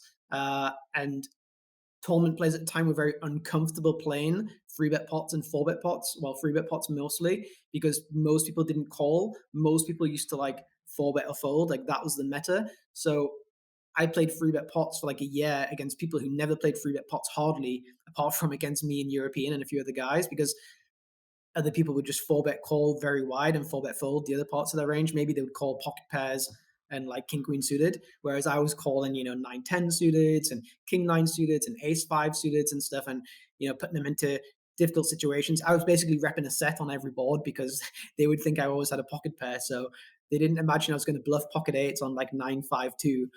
So I would just turn all of my hands into bluffs, and they weren't really prepared for it. So that was quite fun. Making a strategy and then executing it is always very fun. So right now I'm actually in Europe, basically making a game plan for 2 months. I do this every year. So I go away and I just write my whole game plan down. So I do every single board, every single position, every single stack size, every single thing pre-flop, and I just write down my strategy. I make sure it's all solver approved. I make sure that I'm doing things differently to how other people do it. I make sure that people will not be necessarily prepared for what I'm going to be doing. Maybe I start incorporating like a limping strategy from a certain position, whatever it may be. But I go away for months at a time. I don't grind. I just grind on Sundays. And for 8 hours a day or 10 hours a day, I just basically make a strategy for 2 or 3 months. And then I come back in scoop and I play from basically scoop till the end of the year, like 7 or 8 months of very, very intense volume and grinding. And yeah, I really like the idea of making a strategy myself and then rolling it out for like a lot of time. And then I save so many hand histories every session. So I save about 100 hand histories a session. And then when I go away for these 2 months, I basically have like 5,000 hands, which I go over. And then it's not just hand histories of what I'm unsure about, but it's hand histories of my strategy. So if I find myself 5x pot on the river, or if I find myself 2x pot on the turn, or if I find myself checking back the flop, or if I find myself shoving pre-flop, and maybe I think it's good, not 100% sure, I will always just save it. And then when I go away to this like kind of camp where I am now, I will go over all of this stuff from the last however much time, and I will work out, is this good? Is it not good? I write down everything on like even pen and paper. I put everything into documents. I try to be as organized as possible. And I really enjoy this period. So this period of like making my strategy is really fun, and it makes the execution of playing the volume a lot more fun because I have this strategy which I'm really excited to roll out, So yeah, that's kind of what I've done over the last like 3 years, I think. Yeah, I've done this for the last 3 years now. And it's something which I've loved doing. And basically the years before that, where I said I was like kind of struggling from going from what I think was a really, really, really good player to a very like slightly winning player, like with a strategy I wasn't comfortable with. That was a period of playing which didn't make me very happy. It was like kind of a sad time of playing. I didn't get too much enjoyment out of it. Whereas now, the last 3 or 4 years, it's completely back to like my old self, where it's like very solo work. I do all of this by myself. I'm not like in a boot camp. I'm not like with other people. I'm doing it. It's my strategy. It's not mine and someone else's. It's all my strategy. No one can really question it or like put doubts in my mind. So this now is what I like to do. This is where how I get enjoyment, or this, making a strategy, executing it, rolling it out. That's what I love to do now. Yeah, I love that. And yeah, it sounds like for you, you enjoy going to the lab and getting your own ideas together, creating a new strategy for the next few months, and then executing on that strategy for a series. And yeah, I love that so many years into your poker career, you've still got the passion to do that. It'd be very easy for you, sat as currently the #1 ranked player in the world, just to play your strategy. I'm sure it's amazing. But for you, that's not where the motivation is. That's not where your current drives are. You want to keep evolving, keep learning, keep challenge yourself to come with even better strategies. So yeah, really, really good. So for you, obviously you first got to the #1 ranking, I think 6 months into your MTT career. Now we're like 10 years later in the future and you're back at the top of the rankings once again. How does it feel now compared to how it felt back then? Kind of different. It's a bit weird now. I think it's weird. There's so many solvers around now, right? Compared to then, I think then was very much like who has the best solver. Who has the best strategy will be the best before the solvers came out. Now solvers really dictate a lot of stuff. So I felt it's more of an accomplishment then than it is now. I think now it's more about, hard work, like being organized, being strict. Like I didn't have to go away for 2 or 3 months, when I was 22 or whatever. I just played. But I think now it's more about hard work. It's also more about having a bigger bankroll. So like I can play everything with complete comfort. When I was like coming up, I didn't have as big a bankroll. Like there was more doubts. Like I wasn't as strong mentally, or like I had so much. Didn't have anxiety. I would have like mental game problems then, right? Like I was young, like new to money, whatever. Like I cared about what other people thought. So I had a blog. I used to update my blog every day. And as you know, with success comes a lot of hate. But I probably brought a lot of hate on myself too, because I would like moan about running bad, or like, well, not moan about running bad. I would just like say what I thought. Like I was sad about running bad, even if in the grand scheme of things I was running good. I wasn't used to like, because I come from a cash game background, I wasn't used to just losing for a week. Like that just didn't really happen, right? So I wasn't really prepared for that. So when I lost for a week and I had a blog, I would just tell people, look, I'm unhappy. Like I feel unlucky. I feel sad. I feel whatever. So I wasn't really prepared for the variance. Like I remember very, very strongly. I played, well, this is like a few years down the line, but I played a 50K in Monte Carlo, and I was chip lead. At this time, I was seen as, I was #1 in the world online at this point, but I was seen as like a live fish because I had no results live. I bricked my first 20 EPTs, which is like 100K, quite a lot of money. And people were, people weren't saying this, but in my mind, I heard this in my mind. Oh, he's good online, but he can't do it live. Like in my mind, everyone thought that, even though no one even thinks that kind of thing. But in my mind, because I was blogging every tournament I was bricking, I would go to Prague, brick, go to Berlin, brick, go to Malta, brick, go to Prague again, brick, go to Monaco, whatever, brick. So I was like, I want to be seen. I want the people to think I'm really good at live poker. Like for some reason, this was like a big goal. I want to be accepted as a live poker player. So I would come back from a stop, and I'd be like, oh, straight away to my blog. Oh my God, so unlucky. This guy, but I was just saying what I thought, and people, sometimes when you say the truth of what you think, people don't really like it. They see you as moaning, they see you as entitled or whatever. So most people don't write down what they actually think online, because if you went onto Twitter now and just did a thread of all of your beliefs, all of the controversial opinions you had, you'd probably be cancelled for one of the opinions. You'd probably be seen as entitled. You'd probably be seen as arrogant. You'd probably be seen as whatever. So people kind of hold back what they think. But as like a 23-year-old ex-journalist who is now a poker player, I just wrote whatever I thought. So like, I was like, yeah, I'm so unlucky. Whereas people are seeing that I've got to #1 in the world through lots and lots and lots of luck, not through really skill. Some skill, but I had to run so good to get there. People have been playing tournaments for like 10 years and never gotten there, even though they deserved it more than me. They have to read a blog of me saying that I'm unlucky. It's like, it's tough to read that, like it's very tough to read that. It's like Michael Adamo saying he's very unlucky because he ran bad 1 month online or something. It's like a similar thing. So So I started to really have a weight on my shoulders of I wanted to be seen as good in live poker, and I wanted just the community to think I was a good live poker player. That was like my goal, which is like a ridiculous goal to have, because it's one, not in my control because it's live poker, and two, it doesn't even matter, like who cares what they think. Yeah. So for you, it sounds like online was all for you, all for your competitive drives and your motivation.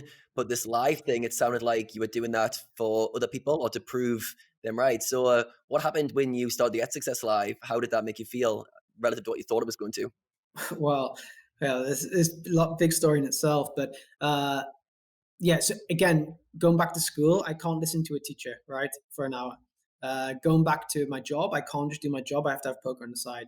Going back to poker, I have to play lots and lots of tables. So playing live poker for me is hell. Like sitting there playing so slow, like I need to be playing multiple tables. I can't just play one table. So for me, I hate it at this point. I'm miserable on all the stops. I think, and what am I doing with my life? I need to retire. I need to do something different. So I go to Vegas. I'm going to guess 2016, maybe 2015. And I go for a month, and I think I probably cashed like 2 tournaments for like $2,000 over 6 weeks. And I'm like, everyone's winning. I'm blogging every day for 6 weeks saying lost again. Oh my God, so unlucky. I'm thinking that everyone must think I'm a fish at this point. I've got so much like doubt about what other people think. I basically have to leave Vegas. I can't take it anymore. So it's a week before the main event, and I just can't take the losing. I can't take the failure. I've never failed in my life through luck. Like I've just been so lucky in life. I'm so like lucky at this point. I've just played cash game, got had poker as a hobby, got a 50K job, played cash games at work. My boss loved it. Quit to play poker professionally, to do SuperNova Elite, win 300K in tournaments. Like I'm literally one of the luckiest poker players at the time. But at this point, I feel like I'm the most unlucky poker player. So I have to leave Vegas. I just can't take watching other people win, having to blog that I'm losing every day. I just can't do it. So I just jump on a flight and leave. But I've already bought into the main event. So I don't even think about that. But I've bought into the main event. I just leave. I have to get to London. So I go back to London. I go back home. I spend a week just like going over some strategy stuff, just like play a session online. I think I have a good session online, like a Sunday, do well, and I have to fly back to Vegas the next day. For some reason, I have no idea why, because I haven't really been playing high rollers. There's a 25K in area the day I arrive. I'm jet lagged. I can't sleep. The main event is the next day, I think. So I play the 1 day 25K. My biggest live score at this point is probably like 20K. I don't know, maybe more. And I win it for like, I get free-handed with Timothy Adams and Igor Kurganov, I think, and they don't want to deal with me, which I was pretty tilted about, but whatever. I win the tournament. I play main event day 1B the next day. I bag a huge stack, like massive stack, like top 20 stack. I feel great. I'm running well, obviously. The next day is like day 1C of the main event, so I can't play. So I play another 25K area. I win this for like another 450K. I play the main event, do okay. And then there's the Bellagio Cup, which is like the huge 10K at the end of the series. And I ended up winning this or chopping this for like, I guess like 500K. So I come back to Vegas, and within 10 days, I've won 1.5 million. So I'm like, wow, like this is what I've been trying to do for the last 2 years. I've been trying to like have this live success.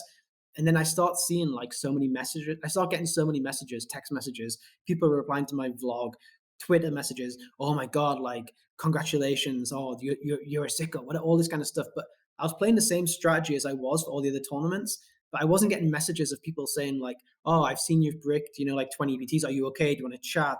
I wasn't getting any messages of support. I wasn't getting any messages of consolation. I wasn't getting any messages of, sympathy. I wasn't getting people saying, oh, do you want to go coffee? Like, I wasn't getting people like asking for coaching. I wasn't getting people saying, oh, you're really good. I wasn't getting anything positive. And then I realized all these messages I was receiving after I won, I wasn't really grateful for them all. I actually took them quite negatively. I was like, almost, fuck you guys. Like if you're not with me at my bad points, I don't want you at my good points kind of thing.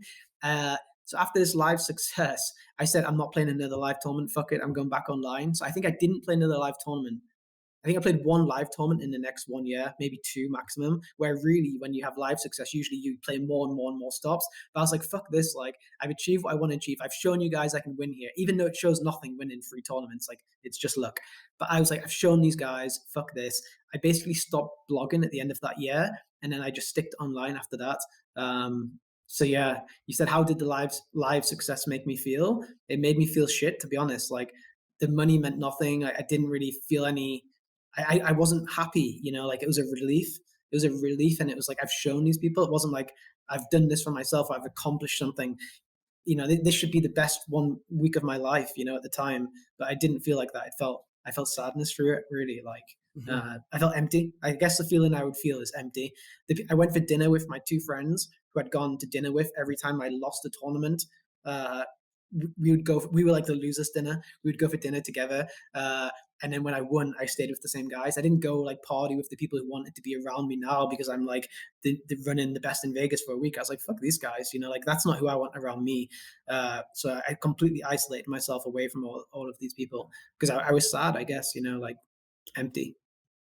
Yeah, it just shows how important it is to do things for the right reasons. When you're doing things to validate yourself in other people's eyes, even though it might feel like a big thing in the time, very often you're going to feel hollow. And for you, like that realization moment was almost like, fuck everyone else. Like, I don't care about their opinions. I'm not doing it for these people. I'm not doing it again. I'm not validating myself through success in your eyes. I'm going to do it for me. So yeah, at that moment when you had that success and you realize, wait a second, this is kind of hollow.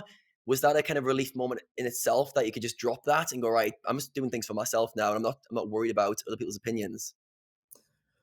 Yes. So at BitB, we had like a social media company who were like posting the daily for us, because they'd post like pictures or whatever like on our social media page. And I won these 3 tournaments, and they made a post saying the summer saver for pads. Like I was down like 30K before these tournaments. And I was expecting, they're going to make some big thing about me. And they called it the summer saver. I was like, what the fuck are these guys on about, the summer saver? We fired them the next day or whatever. I was like, how can they call it the summer saver? They should be like, congratulate me or whatever. So I was really tilted about that. I was tilted about everything. I guess, maybe more entitlement, like maybe just because everything's come so easy, because everything's just, I've always just had the success out of luck. I guess it's just, I felt entitled. Like this felt just normal to me. I didn't really feel so lucky. I was like, this is just normal. This is how it should be. This is how the story should be written in the book, So yeah, I mean, the next year or so, at the time, again, we're running BitB. BitB is a huge company at this point. We have, over all our teams, we probably have like 300-400 guys. We have, loads of guys working for us, loads of players. Like it's very active. Like my life, 15 hours a day is BitB, like waking up, seeing everyone, talking to everyone. Like I'm supposed to be this high stakes poker player, but at the time I'm spending at least 10 hours a day with BitB stuff, all nonstop. It was me, European Elmerix. It was just us, right? Like we didn't bring in like external teams or anything, like we had one guy called Ray, like Mondo too, like from Newcastle. You'll know him, Adam. But we were like, it was like him and us, he was one of our players. We didn't have loads of guys working for us. You will remember there was just us there. So at this time, I didn't really even have time to be like a high stakes player. I didn't have time to study or whatever. I had to run the company. I had to do this. I had a lot of pride in this. There's so many different poker companies, staking companies. There's probably been thousands of people have staked more than one person. And I knew that they all went broke.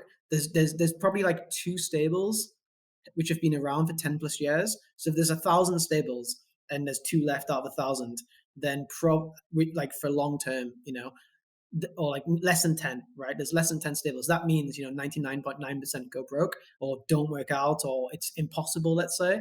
So I was so determined for this not to go wrong that I put my whole effort from being a poker player into running the stable, because I kind of achieved the number 1 online. I had the live success.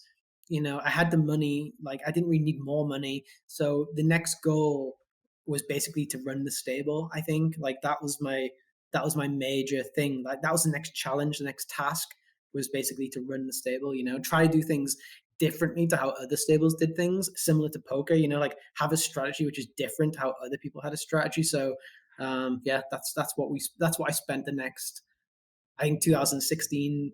Well, we made the stable in like 2013 probably, but we were like big in like 2016 to 18, like massive, I would say. So I spent all my time then doing that mostly.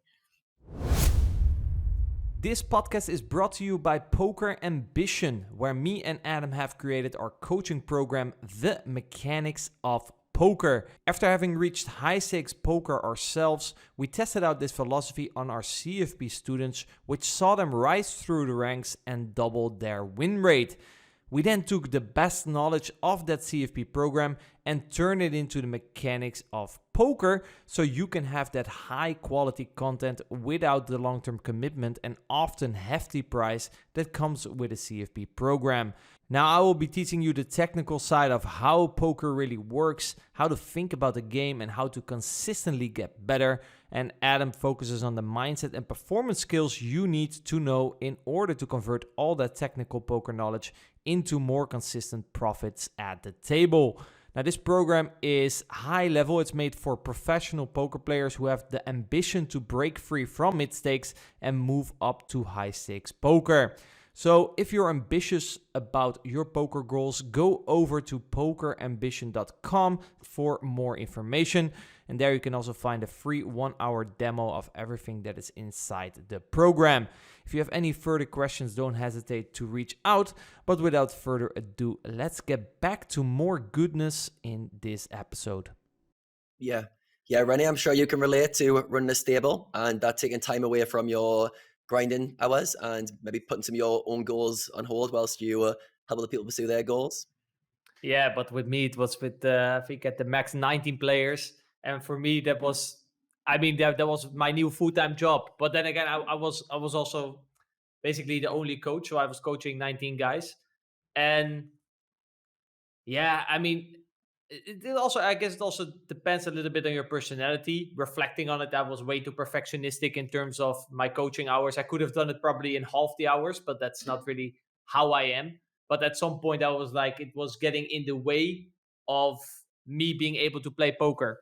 And the thought, I remember for me personally, the thought of we were busy expanding it, right? Because that's what you do. You get players in and then you start to expand. But I remember the thought of expanding with even more players. I was like, oh no, we're not going to do that, because I would just, basically my life would be ruled by my students, right? And what I really like about why I started this is because I like PokerStrategy. But at some point, you can probably relate to this, Pads, you become more of you're a poker player manager, basically. There's nothing to do anymore with being a coach in PokerStrategy, because you're trying to manage people's careers. There's always problems. Every week you have to deal with a student who's not doing so well. And at some point, for me personally, I transitioned away from that. Now we're no longer doing the CFP. So also to create space for myself. I know that at this moment, I don't think you're doing BitB anymore.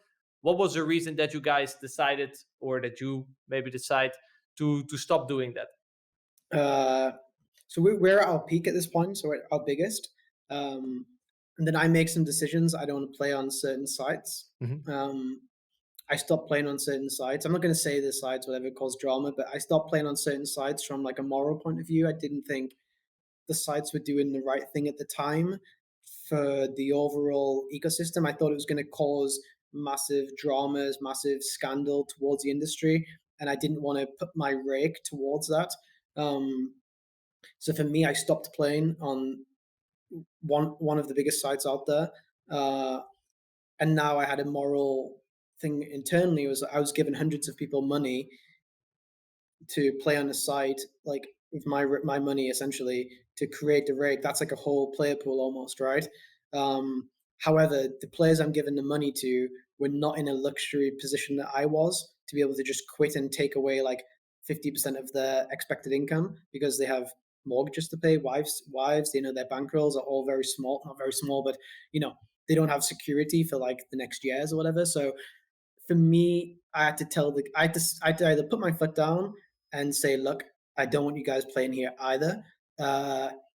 Which these people are now like family, best friends. Like I went on holiday with them 3 times a year. We used to do boot camps all the time before Scoop, before WCoop. I spent 10 hours a day on Discord speaking to every single one of them. I was very, very personally invested in them. So number one, I couldn't really tell them, I don't want you to play here and take away 50% of your money, because what are they going to tell their wife? Oh, we have a 50% pay cut this month. 2, I had 2 partners, right? European and Elmerix.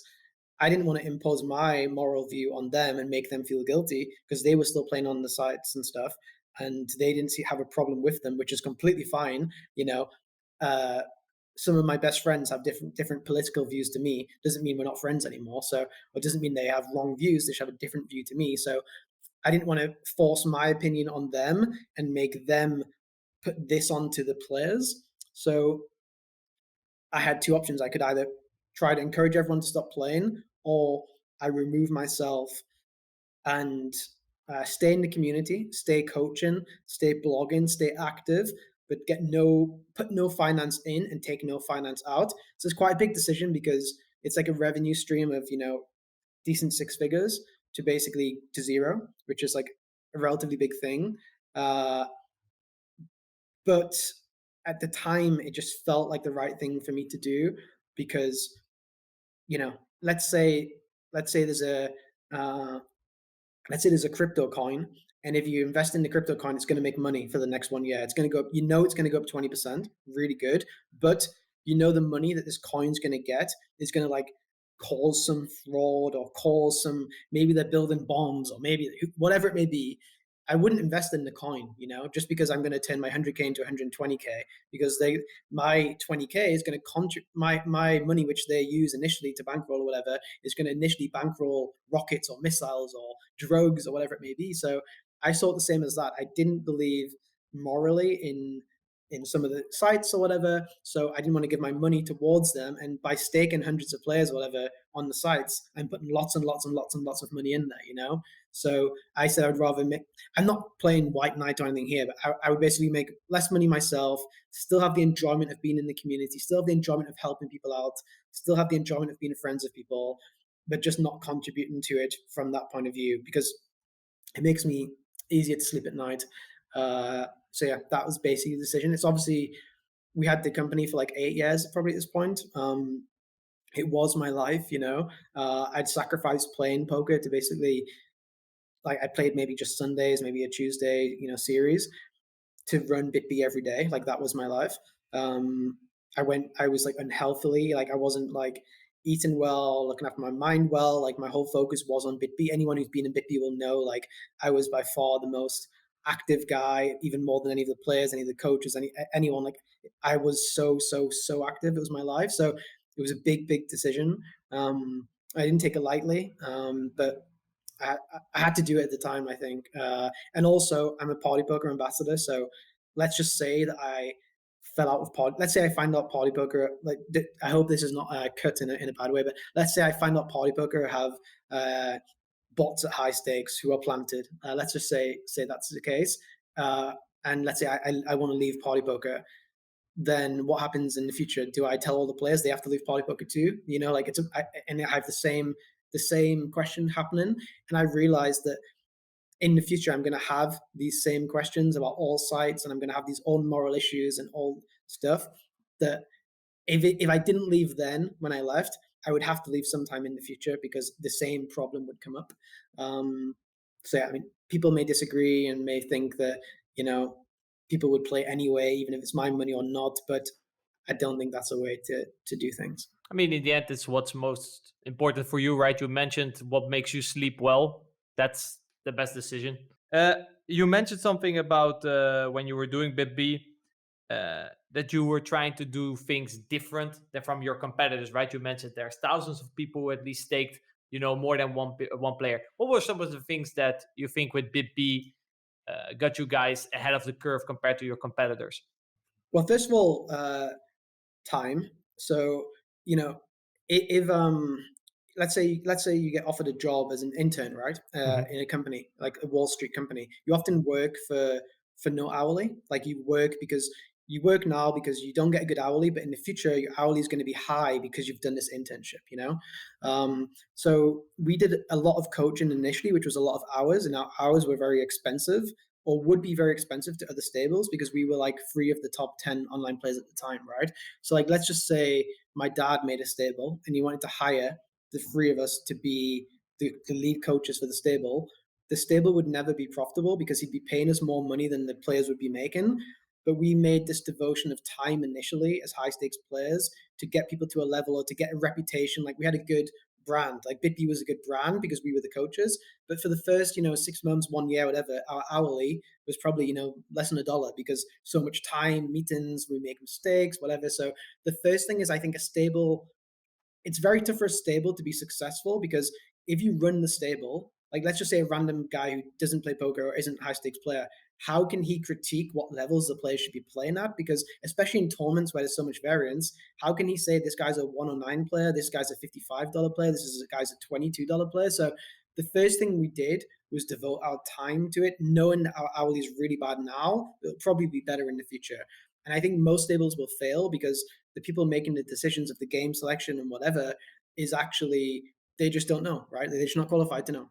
So that was the first thing. The second thing is we became very stat orientated. So again, 2015, 16, 14, there wasn't really too much emphasis on solvers and HUDs and stuff like this. People just kind of played, give people money and played. We had basically every single stat possible in PT4, and we made ranking systems for them. So like we had green, red, and yellow. Yellow meant it's okay. Green means really well performing, and red means really low. So just for an example, full default, well, let's say RFI on the button. Let's say our strategy we wanted them to play was 60% RFI on the button. That would be green plus. Yellow would be 50% to 60. So that'd be like acceptable. And then anything under 50 would be seen as unsuccessful, unsatisfactory. And everyone's goal in the stable was to get all of their stats green. And we would give them their stats updated every week or month with like a review of, okay, this is what you need to improve for the next month. So we tried to get the whole stable to basically play the same strategy of getting the stats in the same way. So that was like a main thing we did. And then we had tiers. So we had tiers from 10 to 1. So tier 1 was the highest stake players. Tier 10 was the lowest stake players. And if you started in tier 10, you had a very clear path of how you moved up stakes. It wasn't on profit. It was on 1, volume. You needed to put volume in. And 2, you needed your stats to be at a certain level. And if you had good stats, we believed in you. We moved people up who were losers, like from tier 10 to tier 7, but we also moved players down who were winning at tier 1 to tier 4 because we thought their strategy is not sustainable and we know there's going to be a downswing happening. Whereas this guy who's winning, say, 200K in tier 1, there's no other stable in the world who would drop him or maybe just quit him from the stake because we don't believe in him. We have our method, we believe in our method, and we believe in the data. And it doesn't matter if you've won 500K, a million, whatever, we will drop you if we don't believe in it or we don't see you doing what we want you to do. Whereas the other stables probably didn't drop people at those levels, and it's a tough conversation because these people are your friends and by luck, we don't believe in you. It's tough to tell someone that you've taken on holiday that's made you hundreds of thousands of dollars to just look them in the eye and say, look, I don't believe in you. I don't think you can do this. But we made lots of very, very difficult decisions, very, very difficult decisions. And there's players who didn't accept them and took them personally, and that's fine. I get it. But we thought we were doing them the best thing because if they started to lose and they were in big makeup, then what happens? It's gonna destroy their life. So we were doing it for them, but they thought we were doing it. They thought we were doing something personal, whatever it meant. We would meet people 3 times a year, and that would be seen as a cost to most stables. Oh, can we really take 60 people away on holiday? Can we take 20 people away on holiday? It's expensive to go to Barcelona with 30 people, right? But we would meet people, and even if they were a good poker player, or even if they'd been winning, even if they had good stats, if we had a bad impression on them, we would just drop them, which sounds quite brutal. It sounds quite brutal, but we just didn't. We're very much people persons, people. I'm not sure how you say it. We were very much people, and if we had a bad gut instinct, we would cut people, and we would tell them truthfully, like, we don't think this is the best place for you, and we never did anything against people. It was always in their best interest. If we didn't think it was going to work out, it's not good for them, and over time we probably had 600 players, maybe more. I'm not sure. Maybe over 1,000. I'm not sure. But after a month, like, we would take people in quite a lot and just drop them after a month. Say, okay, he's lost 10K. It's fine. This guy's not going to be our guy, because they have to interact well in the community. They have to do their homeworks, whatever it may be. If there's any red flags, then we just got rid of people. It's fine. We had lots of good coaches. We overpaid for coaches. Again, like, our coaching team was Michael Adamo, Stefan Sontheimer, Fido Holtz, Graph Tekel, Sick One. Like we had the best players in the world. We invested in the best mental game coaches. We had Adam, we had Elliot, we had James. We had everyone. Like we wouldn't just get one guy. We knew that one mental game coach may be good for one person, but what if someone else needs somebody else? So we understood people's personalities. This guy will do really well with him because they're quite similar. So we hired as many people as possible. We just did. We tried to do as much as possible. Really think of every angle. Every single angle. There's probably more I'm not thinking about. But yeah. We used to also be risky. So I would stream all my sessions to like people who've only been in the stable for like a month or 2 months who could just be restreaming my session to other people. Like we put a lot of trust in people. Yeah. Did you did coaching yourself as well, right, for players, or were you more on the business side of things? No, me, European, and Elmerix would coach the most. So I think every coach would coach once a month. So like Graph Decker would coach once a month. Like Sick One would coach once a month. Maybe there's this guy, a Dutch guy, high stakes cash game guy, not Pims. Pims' brother, Poker Kluger. Kluka, yeah. Poker Kluger. Do you know this guy? Like we would identify people like this who played very different, and we would invite them in to try to be a coach. Like Kluka came in and did a couple of sessions on. He was playing high stakes sit and goes at the time. I remember and that. I think he was playing like 5K sit and goes. So we got him to come in and do like 20 big blinds button versus small blind because we weren't experts. So we would do a lot of like overall hand histories. So we would kind of try to ingrain our overall identity into the players. And then we'd get specific coaches for specific stuff. So maybe we'd say to Graphy, okay, for this month, we want you to do out of position C-betting. So he would go away for a month, make a really detailed presentation, all this kind of stuff. We'd have Romeo Pro, who was the best coach in the world probably at the time. He would do a lot of stuff on C-betting versus the big blind. We'd have Michael Adamo, who would be doing bluffs, Fidel Holtz, who would be doing, maybe like live poker stuff, whatever it may be. Stefan Sontheimer, who would explain the whole like idea of when to bet big, when to bet small from a theory point of view, because we knew he was really good at that. So we would do lots and lots of overall hand histories, and we would maybe have been seen as not as good coaches as the other guys, but it was done in this systematic way on purpose. So we would give an overall strategy between me, Sam, and Tomi. So we would repeat the same buzzwords, repeat the same strategies. Repeat the same concepts over and over, and then we'd have all of these individual coaches going in on like individual topics which they were very, very much experts in. So Adam would come in and do like something on what he was an expert in. James would come and do what he was an expert in. We'd have them doing the different kind of seminars. So there was a lot of content and a lot of different content. I think I personally had to stop going to watch these sessions, which is crazy. Like I had so much available resources of getting better, but this was at the period of time where I changed my strategy from what I wanted to do to what other people wanted to play. So it was very dangerous for me to go into a coaching session with, say, Graph Tekel, or go into a coaching session with somebody else who played a completely different style to me. Because what I find myself doing is I would watch Graphy's session. It would motivate me so much. Oh, wow, this is amazing. He's taught me this trick. He's taught me that trick. I'd go into a session and I would try to become Graph Tekel rather than Pads, and I would be a very, very bad version of Graph Tekel rather than trying to be a better version of myself. So maybe Graphy wants to. There was this thing in BitB we used to. If you were ever out of position to the player to your direct left, we would check range because his range is like slightly stronger than your range. Where like if I raise under the gun and you flat the button, my range is like considerably stronger than your range on the button because you have lots of weakish hands. But if I raise MP and you flat one position along, like MP1 or MP2, you basically don't have the weak hands like King 10 offsuit and Queen 9 suited and stuff. You're very much condensed around like a slightly stronger range than mine. Even though you don't have the nut advantage, you have a stronger range, really. So we used to play in BitB, for example, there would be, okay, we're going to play range checks because Graphy would do a session. I'm not saying it's Graphy. Someone would do a session on, or maybe Stefan Sontheimer would do a session on, okay, we're going to range check here because it makes sense from a theoretical point of view. But I was doing stuff like just potting the flop and people were under defending, and I was doing some cool little tricks myself, whatever, maybe betting really small on the flop because people used to raise in position with top pair versus small bets, and then I would overbet the turn after. I would just have my own plan, right? But after I watched the session from these guys, I would start range checking. I would just find myself, like I would hear buzzwords, range check, or like this or that. And it was really, really harming my game, even though it was amazing theoretical knowledge, even though this was the way to play, like against computers or against an overall population. If you want to make a solid strategy, for me, that wasn't right for me, you know. So I quickly became a worse player than these coaches. Like I think when Graphy and these guys came in, I was at really high level, and then I think when they came in, they all became better than me.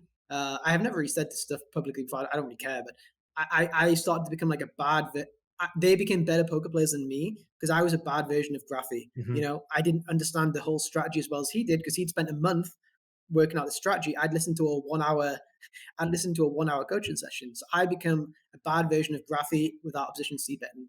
I became a bad version of Romeo Pro with c-betting versus the big blind. I became a bad version of whatever Theodor Holtz taught. I became a bad version of Stefan Sondheimer's strategy and something else. So I just became a bad version of all these coaches, which is really, really detrimental to my play, you know? And I struggled for some time because of this. So I had to stop going to the coaching sessions. I realized what was going on, and I had to stop going to these sessions and just, because it was, in reality, the worst thing which could have happened to me was to get these 7 amazing best poker players in the world to improve my game, you know? So nowadays, are there still, I'm sure there's a couple things that stick with you, right? What you like, obviously trying to copy them, as you explained, you should stay true to your own strengths.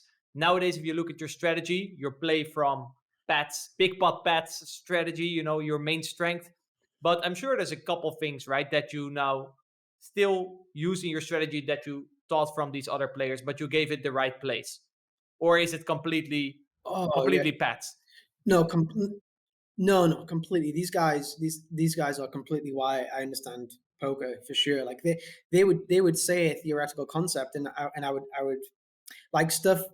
They would give me so many ideas to explore. You know, like they would say something then, and that would completely still stick with me now. You know, like 100%.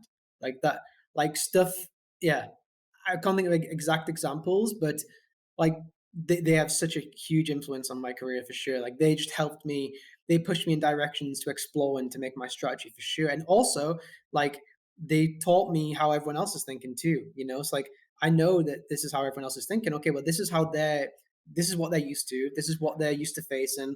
This is what their game plan is. What can I do as a game plan which they're not used to? Like, what can I do as a game plan which might make them, like, I know they're amazing at their strategy. Why would I want to play their strategy against them? You know, Yeah. like if they wanted like half pot c-bet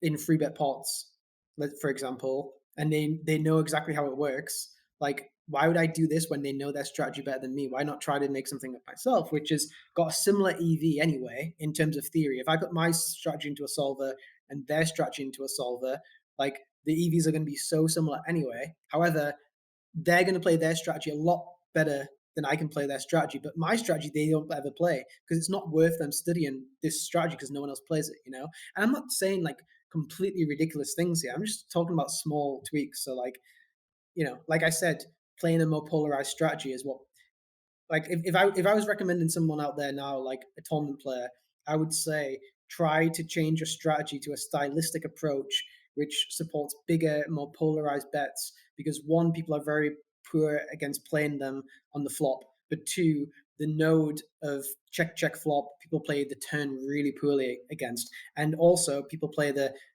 node of, you know, bet 25% or bet 30% on the flop. People play really well against that because there's so many courses, there's so many seminars, there's so many Discord groups where people are going over these kind of things, you know, where everyone's pretty good at that now. In 2017, when solvers came out, everyone was terrible against range c-bets. No one knew what to do. Everyone was overfolding. Nobody was check raising. Like the average check raise in BitB was, I think, like 4%, and we wanted it to be like 15% or something. Like people were not check raising. Now people know about, you know, check raising bottom pair for some protection when you unblock the overcards, all that kind of stuff. Like no one knew anything like this, you know, like there was none that kind of stuff. But now everyone mostly knows. So it sounds like you're a big advocate of using strategies that the rest of the population isn't using, which, you know, as you know, it's still sort of GTO approved. But then you're putting people in a situation that they're not familiar with. but you are the person who is familiar with that spot, so you will make better decisions, and in the end, better decisions lead to more EV. For sure, for sure. And I think I think I just want to emphasize, I'm not talking about completely crazy things here. Like I'm talking about things which are just like deviations, but I'm not saying let's start playing, chess instead of poker. I mean, like, just small deviations. And also, I think one of the strongest ways to get this is actually playing against players who put you into situations which you don't know what to do. And this can often be like a fish. So, like, a fish could do something against you. Maybe he like min bets the turn, for example, after flops check, and you're like, fuck, what do I do here? And then you realize, wow, this fish has actually made my eyes open to a part of the game tree which I didn't realize before, So I think always being very observant, and players who put you into tough spots try to say, well, why does he put me into tough spots? So you'll know this guy, Tian de Mulder, Dutch guy. Yeah, we actually coach him in our CFP in the beginning. Okay, great. Well, I know him quite well. Very talented player. Like when I say I coach him, I mean it was a guaranteed success.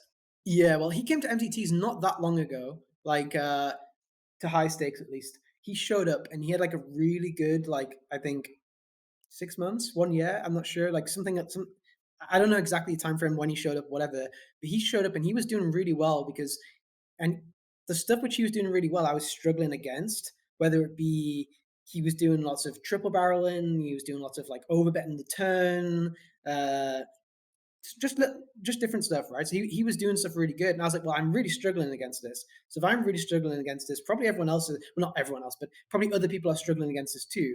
So why do I not? I don't want to imitate his strategy, but why do I not?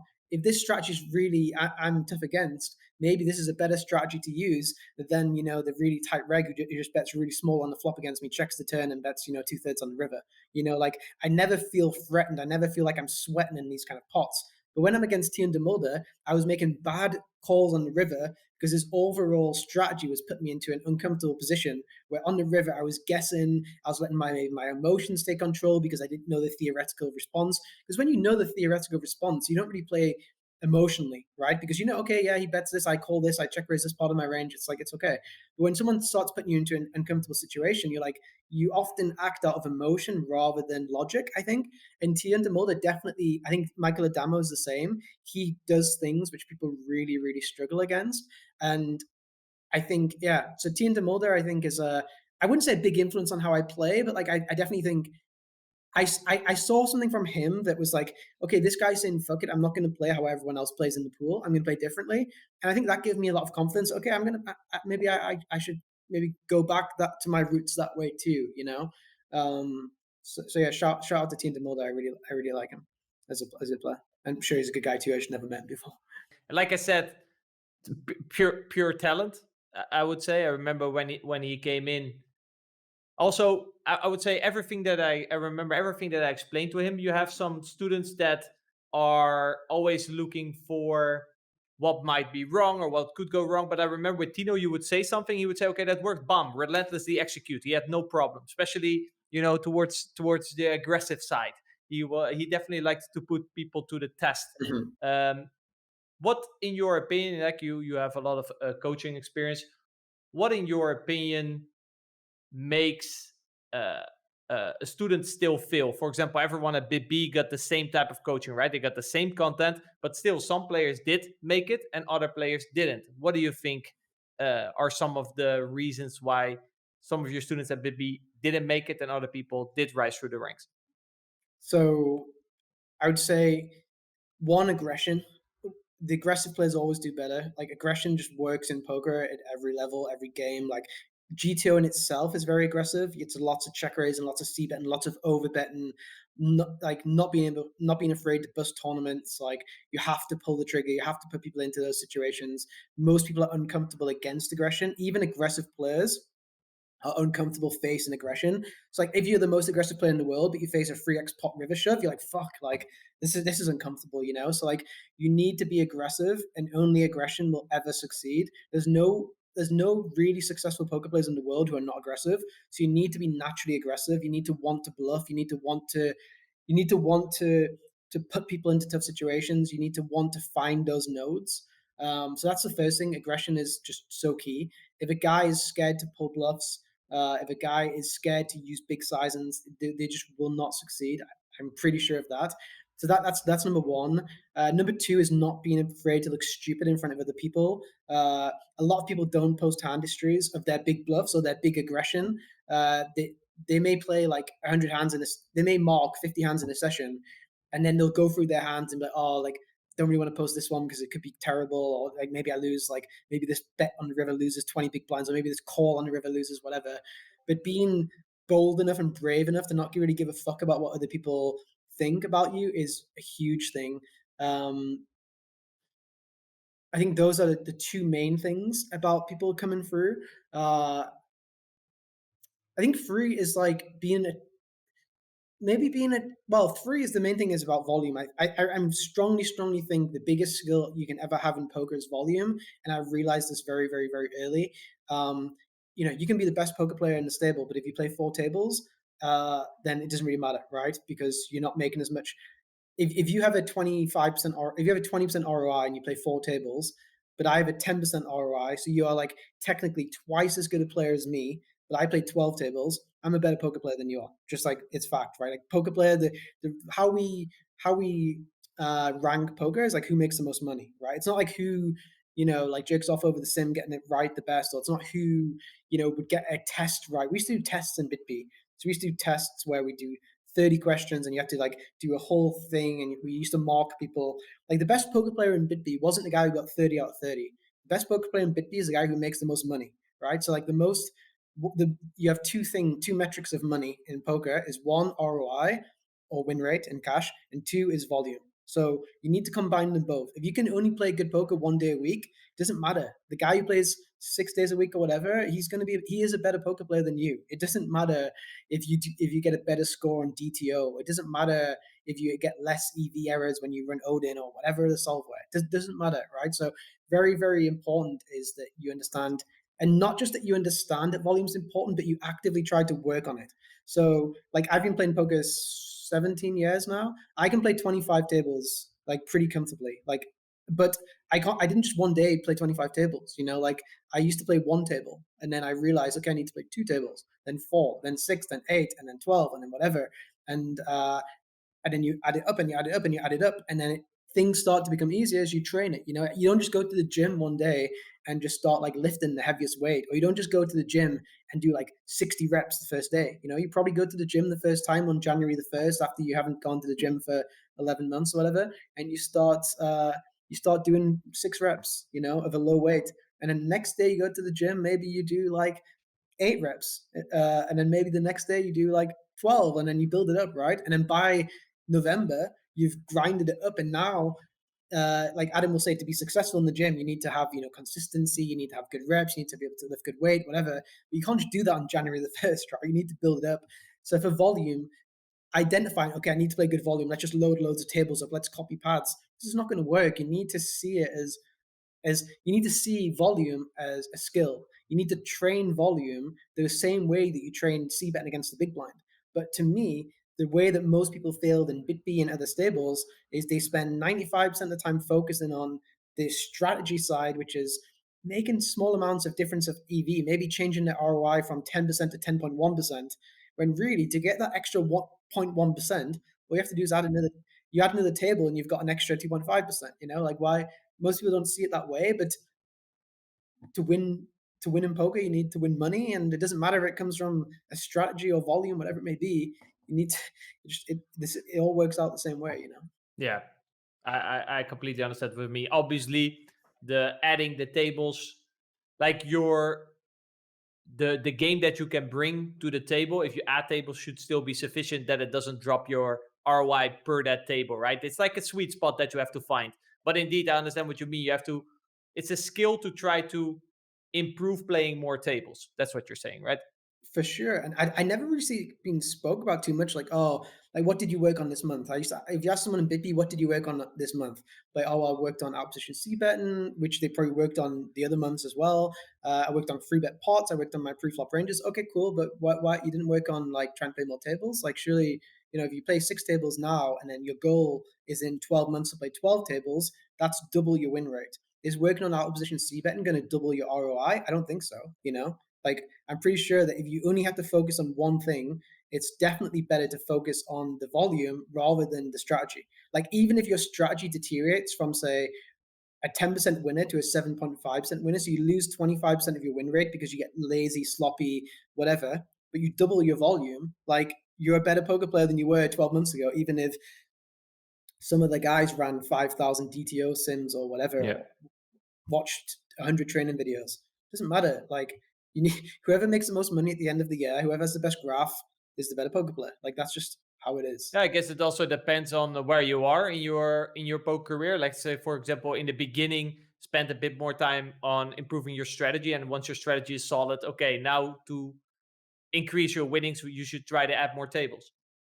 Yeah, but then again, I think at the early parts of your career, the most important thing is to play reps to start seeing how other people think. I think you need to see, like, the reason why I think you need to, like, get into situations, see what population are doing in as many spots as possible. You know, like, if anything, at the early part of your career, being an observant loser is more important than being a studied winner. I think at the start of your career, like, understanding what other people do is so crucial to, especially in tournaments, In cash games, I understand, especially in high stakes cash games and mid stakes cash games, etc. But in low stakes and mid stakes tournaments, it's all about being observant, seeing what other people do, seeing when people show down certain lines, seeing when people use certain sizes, being observant, like really focusing on those kind of things, I think is important. And to do that, you need to put in volume, right? You need to play and then go over the hand histories, and then maybe you have more.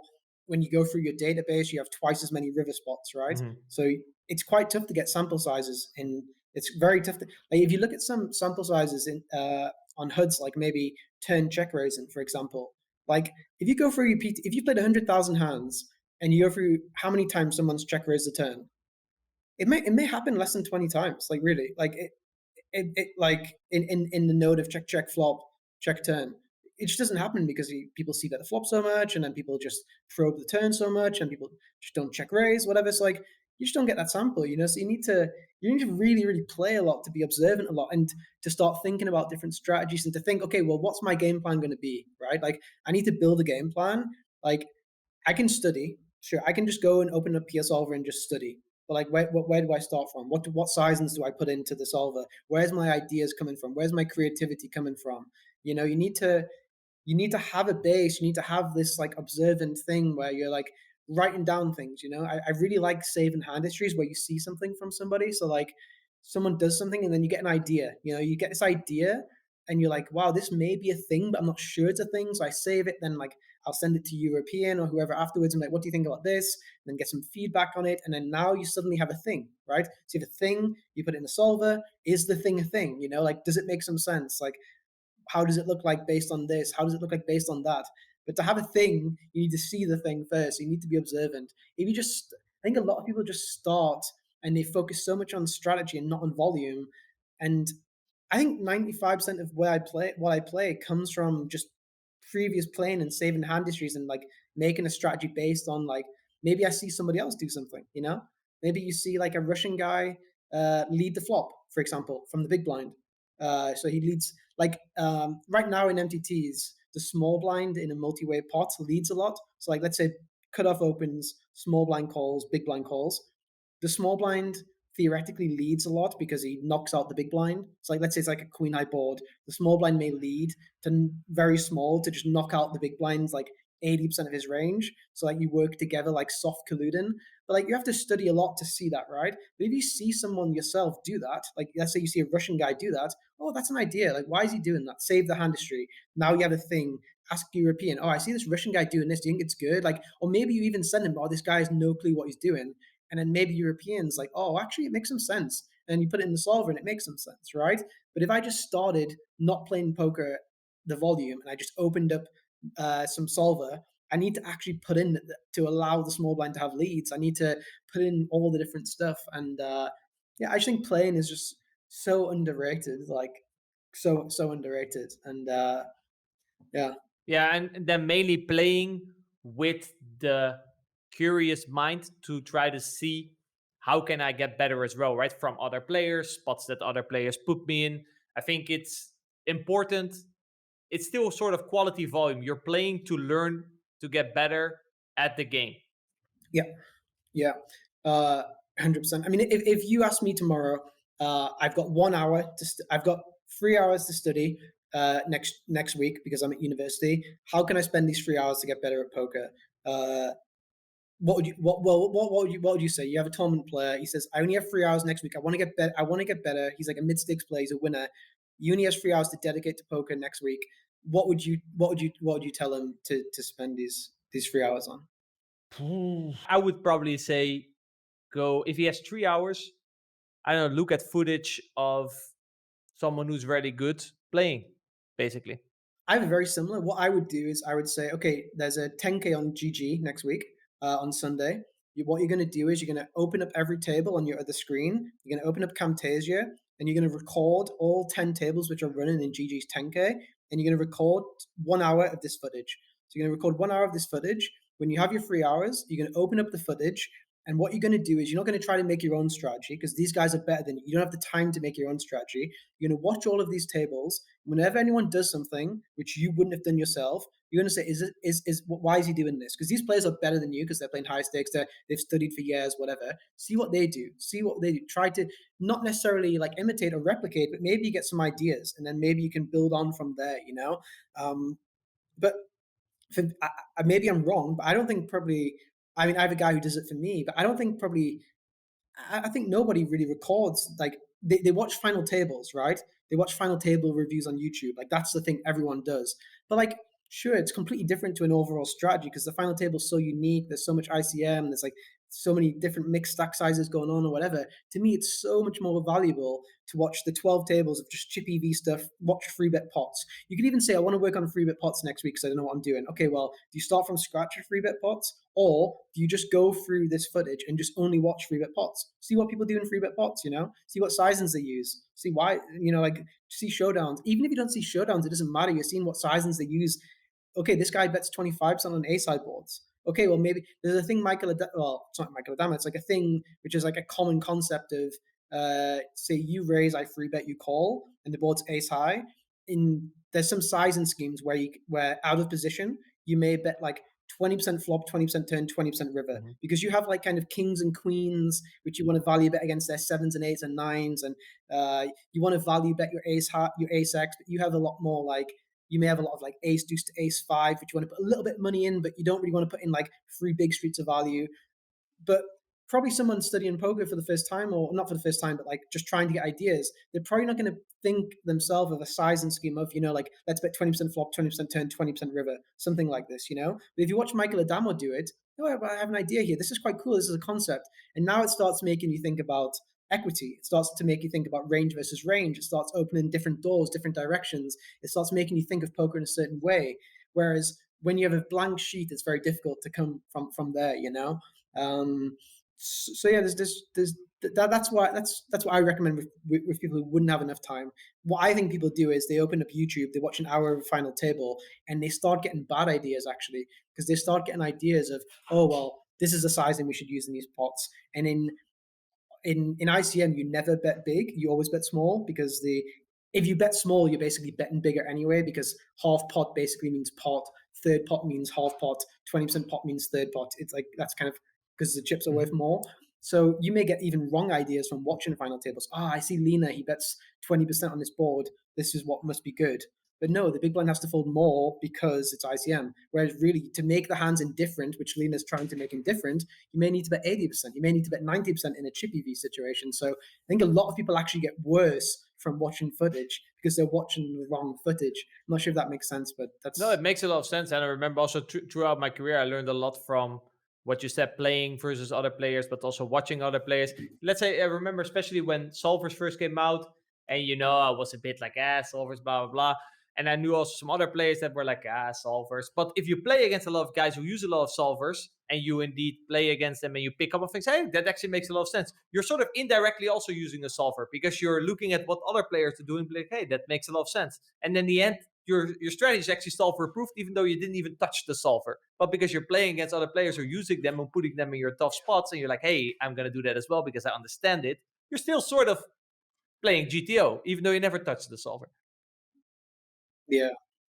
So 100%, 100%. reflecting on your big career in both coaching, playing, I mean, it's an ongoing career. What so far has been the most important thing that poker has taught you? You would say this journey of yours. Tell me. I guess, well, first of all, to do things for yourself, not for others. Like I said, a lot of these struggles or mental struggles was always about trying to appease other people, to try to get other people to want to see that I'm a winner in live poker, to get other people to say, oh, to be happy that I'm number one. You should get to number one because you're happy for yourself, not because it makes somebody else content, Similar with your strategy, right? I was scared to play my strategy because maybe GraphTech, maybe European, maybe other people, they'd be like, oh, well, that's not how I play, so it's a bad strategy, right? But make your thing for you, not for other people. Like every single thing I do, I don't have a blog. I don't have to like try to show off that way or anything anymore. Try to get people to be approved of what I do. I do everything as long as I think it's good and I review it afterwards and I'm happy. I think that's why I do things now, 100% just for myself. So that's the main thing it's taught me. And you had to learn. I had to learn the hard way. Through losing. You lose lots of money. Just normally in poker, you have people doubting you. You have hate. You have all this kind of stuff. It's quite a lot to take on. Again, not complaining. It's quite a lot to take on. Whereas like a young 22-year-old, 23-year-old, going.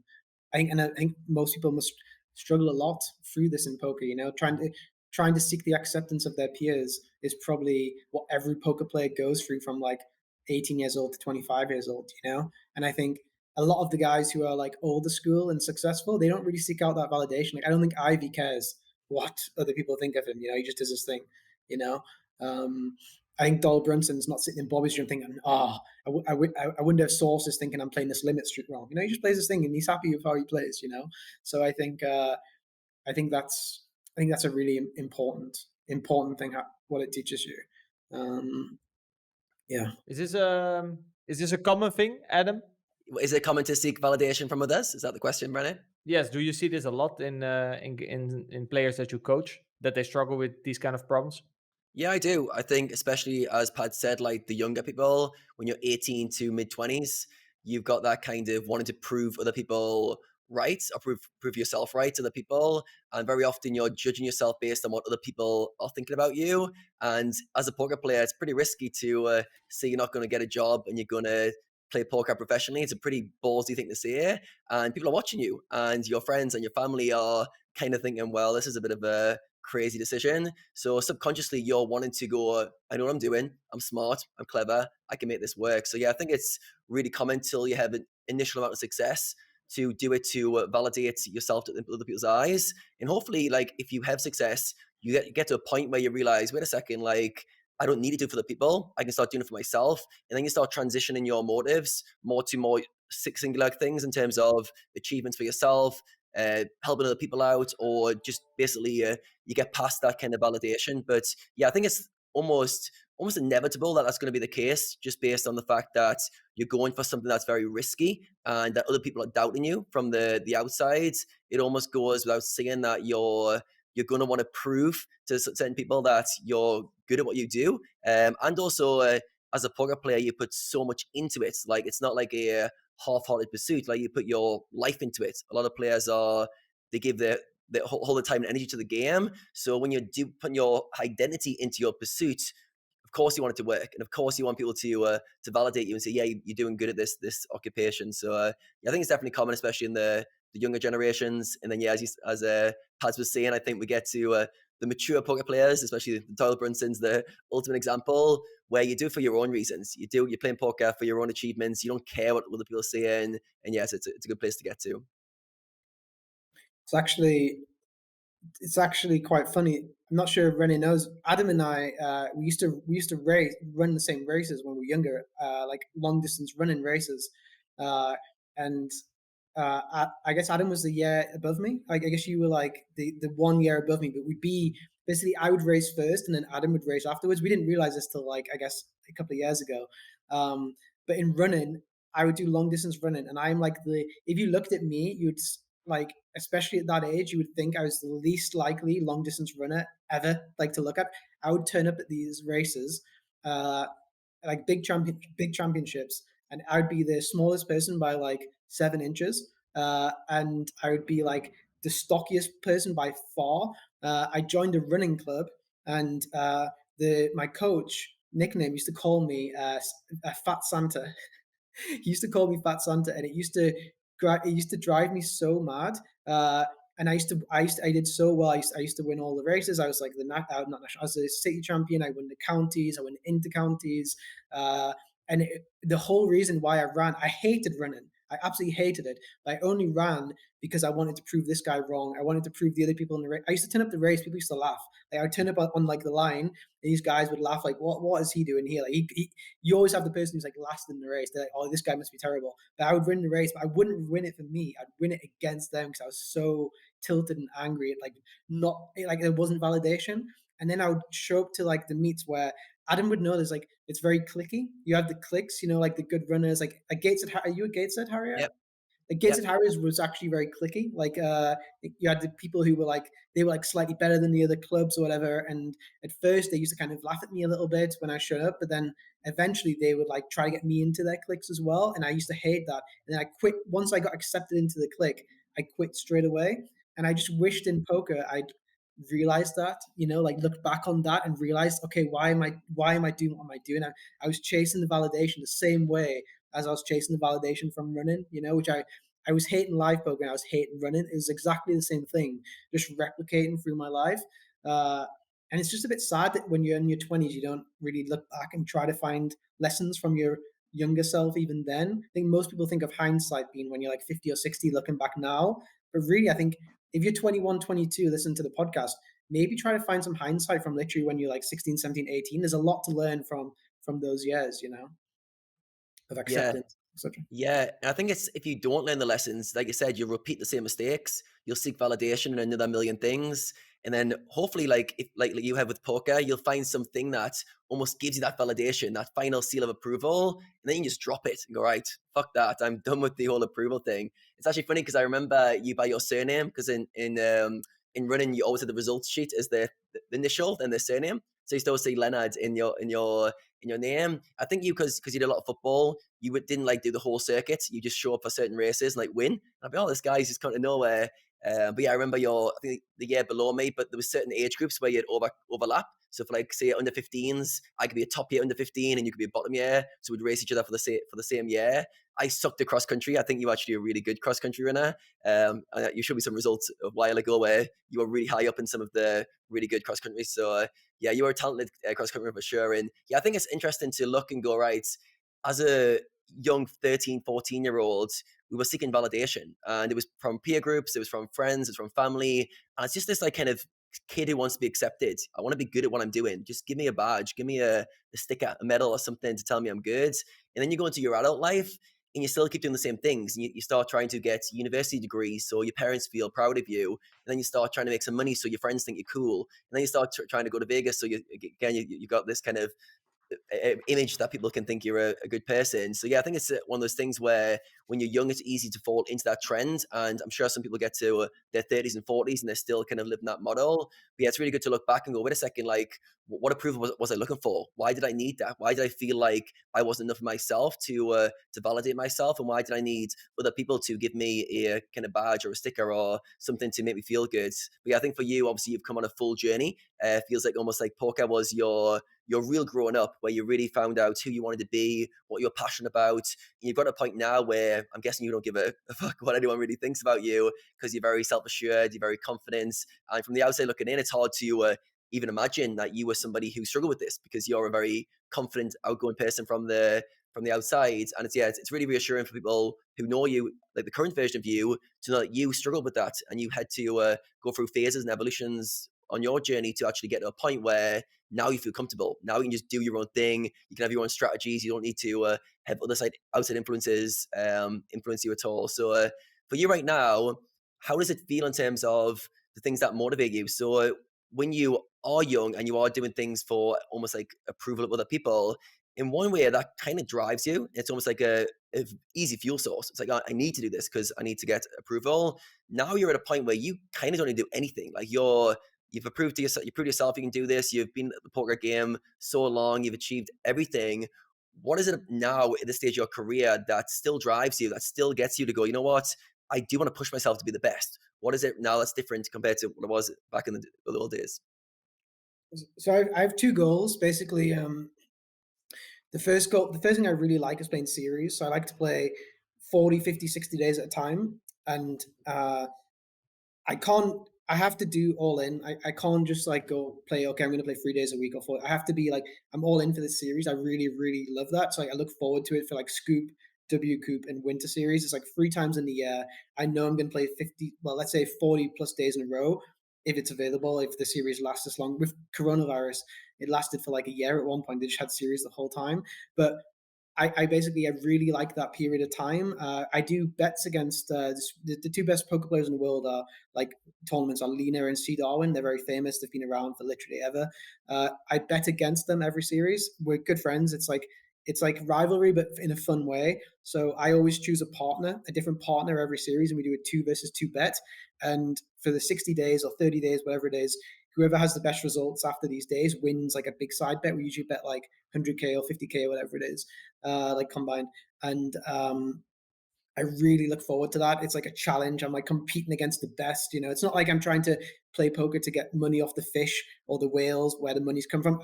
I want to put my money up against the best players' money and try to compete and try to beat them.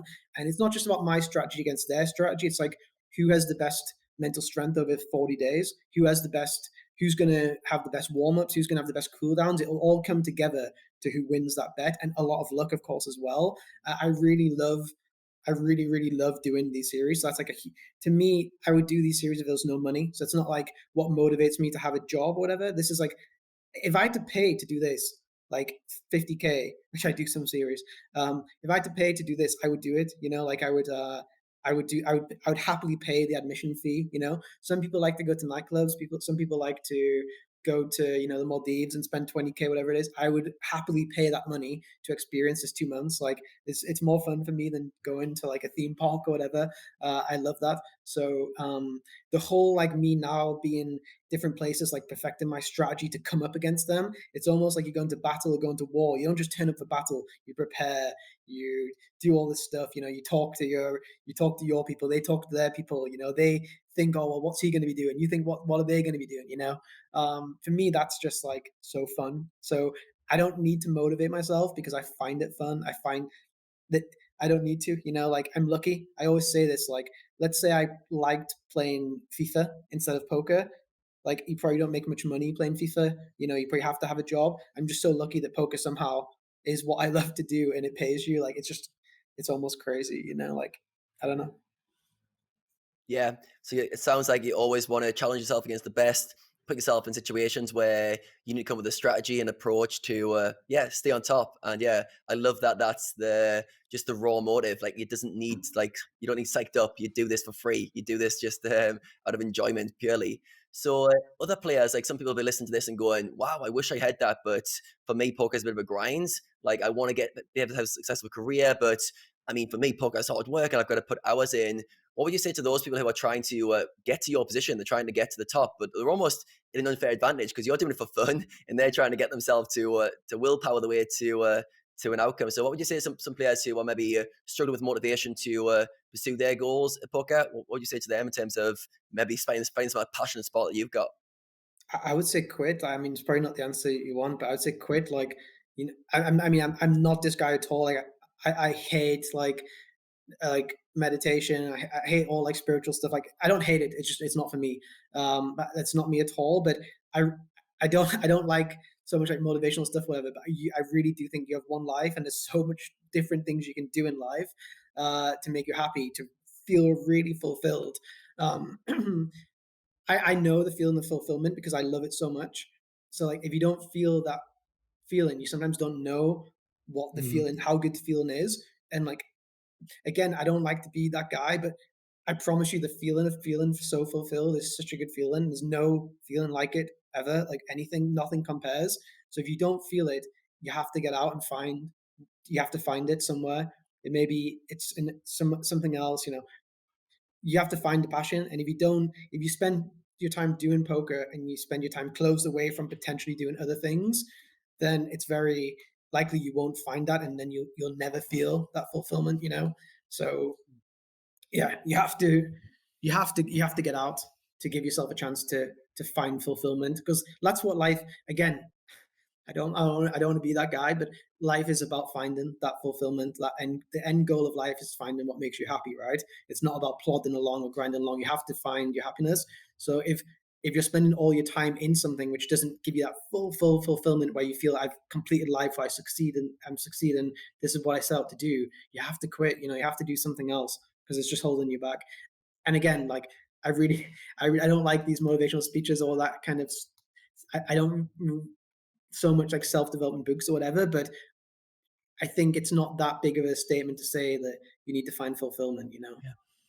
Yeah, I think sometimes people fall into the trap of feeling they need to get somewhere first. It's like, I need to have some money in my bankroll, I need to tick off this achievement, and then I'll find the thing that makes me happy and fulfilled. And very often, like you said, it's like, just get out now and like find that thing that makes you fulfilled, and on the way you'll get that success, most likely, unless you say you play FIFA. But even then, you can probably make money playing FIFA these days. Yeah. Yeah. So yeah, I think it's really good advice to don't try and force it. I think that's another thing as well. Sometimes I think people are trying to almost like put like a round peg into a square hole, and they're trying to make themselves feel motivated. If you haven't found that thing that makes you feel alive, keep looking. Life's a long game. Like we've got many opportunities to find that thing we're passionate about. And yeah, I think one of the good role models you've been in the poker world is you love poker. Like there's no faking it. Like anyone watch your Instagram stories on a Sunday, I watch them all, and you're just so enthusiastic about playing poker like all these years later, and you can't help it.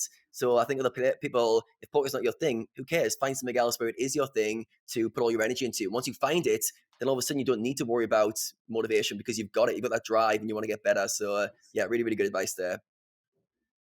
Ren, have you got any pardon questions or any questions around reflecting, looking back on his career? I think I got one last question for Patrick. I also saw on browsing through your Instagram before this conversation that you were indeed leading up to the big final battle in May, and then afterwards Vegas, and you mentioned the side bets against Lena and Darwin. What are some things that you feel like are still current leaks that you have that you still need to improve upon in order to really crush it this summer? Interesting. Yeah. I mean, I think strategy's forever evolving. Like, I know that I have like a base of my strategy, but I know that there's so much stuff I just don't know. Like, I'm not precise. I like European, big influence. Like, I go back to him a lot, but he is a big advocate of being precise, being really precise about things, not being things like so half-assed, like not thinking, oh yeah, this is like my, like, let's say button opens and you're thinking, okay, well, what's my strategy in the big blind? It's like, which hands do I shove 20 big blinds deep? It's not like, oh yeah, I'm going to shove some ace X, I'm going to shove some suited connectors, I'm going to shove some like low pocket pairs, whatever. Like, the way that European approaches it is like, okay, I'm going to shove deuces to sixes, I'm going to shove ace deuce to ace six because of some blocker effects. I'm going to shove 10-8 suited, 10-7 suited. I'm going to call 10-9 suited, queen 10 suited because they have better EV in the call node, whatever. Like that's two different ways to have things. It's like, one, okay, this is my overall strategy, and then two is this is my precise strategy. So this is what over the last 6 months or so of playing, like I played 60 days around Christmas, I had an overall strategy, right? And then now it's about making it as precise as possible. So it's about, okay, like I'm overbetting on king high boards, I'm overbetting the turn. Like that's my strategy, okay? Like, but then which exact hands are falling there? Which king X am I putting into my check node because of blocker effects to maybe have more EV, or to protect my range to have some calls versus bet, check, bet, etc. Stuff like that. So having like really precise, I feel like right now I know my game plan pretty well. I know when I bet big, I know when I bet small, I know which hand, I know my overall strategy of calling the button, I know my overall strategy of rejamming the big blind. Of course, I know selective combos. Of course, I know I see bet aces, right? I know I see bet top set. I know, well, sometimes, but but it's all about having that, as making it as precise as possible. So every series you turn up to, your strategy doesn't change of going, okay, I play this strategy now. Okay, well, I play this other strategy in the next series. Between Scoop and W Coop, you play basically the same strategy, but your ROI or your EV is going to come from that strategy being as precise as possible, every single combo being as precise as possible. And that's why I have like 5,000 hand histories to go through now, through all of these things, which are kind of borderline hands. Okay, is this one going in there, or is it going in here? Is this one is there more EV in checking this one back, or is there more EV in overbetting this one? Whatever it may be. So just being precise, but I will never know every single combo in every single node every single time. That's why I spent 2 to 3 months now being as precise as possible, but also being acceptant and forgiving to yourself that I'm not going to know. I'm going to show up in scoop and I'm going to face some spots, and I'm not going to know if king 9's an overbet or if king 10's the line for an overbet sometimes. At times, I felt like, not like a fraud. What's the word? What's the word where you feel like you're not as good? Imposter syndrome. Yeah. So much in the middle of my career, I felt I had imposter syndrome because I didn't know what to do with a certain combo. I said, oh, well, Graphy would know. Oh, a European would know. Well, Adama would know. But they're improving in poker every day too, so they don't know everything either, right? But I felt this imposter syndrome a lot through my career, that I didn't know what to do with exact combos in certain spots, right? But now I'm very acceptant. I'm very forgiving. I'm like, okay, I don't know. It's fine. I'll know next time, or I'll save this, or I'll be more precise next time. I may not know the exact stuff, but I'll be more precise every time I play. And I think that's what I can improve on. I think that's what everyone can improve on. I think if people try to change, strategy from going A to Z, a different strategy, they're going to fail, because they're going to be poor versions of other people rather than being the better version of yourself. And to be a better version of yourself, you keep your strategy, you keep what works, you just make it as precise as possible. So hopefully that's the same answer for everybody. Hopefully everyone would answer it the same way, but maybe, I don't know, maybe they wouldn't. Yeah, and I think there's also a very big difference between going into a series expecting you to be precise or striving towards be precise, right? That's a very big difference. I think expecting and then facing reality, that exactly what you said. Yeah, you don't know if the value threshold was king 9 overbet or king 10 overbet. It's hard to know, right? Exactly in all nodes. But if you at least strive and are forgiving with yourself when you're off one combo, when you're off a combo here, I think that's the way to stay mentally sane, right, in this game. For sure. And also some people's goals may be to be as precise, but maybe their goal needs to be, if there's 40 days of a series, that if last series they played 22 days out of 40, how can they now play 28 days in the next series? Because that's where the difference in money they make in the series is going to be. It doesn't matter if it's king 9 or king 10 necessarily. If their goal is that they're physically unfit enough, if their goal is they're mentally not well enough, if their goal is that whatever it may be, allows them to only play 22 instead of 28. That's what they should focus on between the series. Right now, I have not taken a day off in the series in I think 4 years, but for the first 4 years of my career, I took lots of days off. I couldn't mentally handle the swings. I couldn't physically handle the swings. I wasn't prepared for it. I didn't have good warm-ups. I didn't have good cooldowns. I didn't have my sleep schedule perfected to a way which works for me. I didn't have my food done like I have it now, or whatever it may be. So for most people, their goal shouldn't necessarily be strategic precision. It should be mental well-being or physical well-being, to strive towards playing as many days as possible for that strategy. Their strategy is probably fine if they're a winning player. You need to play more days, until you get to the goal. I played 100 days. I played 40 out of 40 days, but I've been playing for 15 years, so it's I didn't just do this the first year. The first time I played a scoop, I played 2 days out of 40 probably. It's been a gradual process, So when you now go to a series, you mentioned, I heard you quickly mentioning food prepping, warming up and cooling down in, because it's a long grind. What are some things that you do when a series comes along in order for you to perform all these 40 days?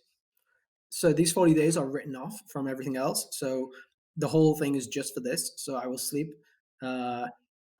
late, because I know that for peak performance, I need to be performing well late in the night, 2 a.m., 3 a.m., 4 a.m., because this is when final tables are going to be around. So I need to be as awake as possible at 2 a.m. to play. So this means I need to be ready to sleep at 6 a.m. because I need to be, my peak time will be 4 hours before I sleep or whatever. I need to be really peak then, because I'm going to be making decisions for lots of money. At 5 p.m. in the afternoon, the stakes I play are going to be, $100, $200, $300. The stakes I play at 4 a.m. are going to be, for houses, for cars, for careers, for my life, for the rest of life, for my retirement, whatever it may be. So that's the main thing. I need to be able to perform between midnight and 4 a.m., which I think most people start getting tired and all that kind of stuff.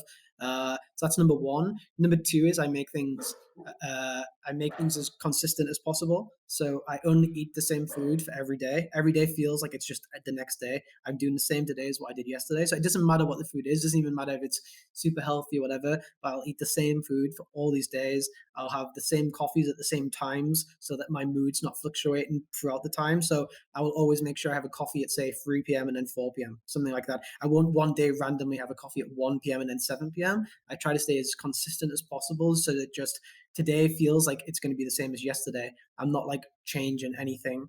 I make sure that I sleep, or I try to sleep for 8 hours exactly, not too much, not too little. I try to make sure I always cool down for the exact amount of time. So for like 90 minutes, I just try to be, I don't try to change day to day. It's just, okay, I'm going to do the same as yesterday. I'm going to do the same tomorrow as what I do today. It's just, it doesn't matter what it is. You just need to make your own routine. I'm not saying copy my routine. I'm just saying find your routine to make consistency and then roll out that consistency. And I think taking days off kills the consistency. So let's say you're consistent Monday to Thursday, then you take off Friday as your day off. Usually in your day off, you're going to be eating some different food. You're going to be sleeping differently. Maybe you have alcohol. Maybe you do whatever. Maybe you work out at a different time of the day. Could be whatever. Sometimes your days off kill you. Sometimes if you feel like you need a day off, it's better to just have a slightly lighter session. Don't play 20 tables, play 4, play 6 tables, chill a little bit. Just realize I'm going to have a softer day today.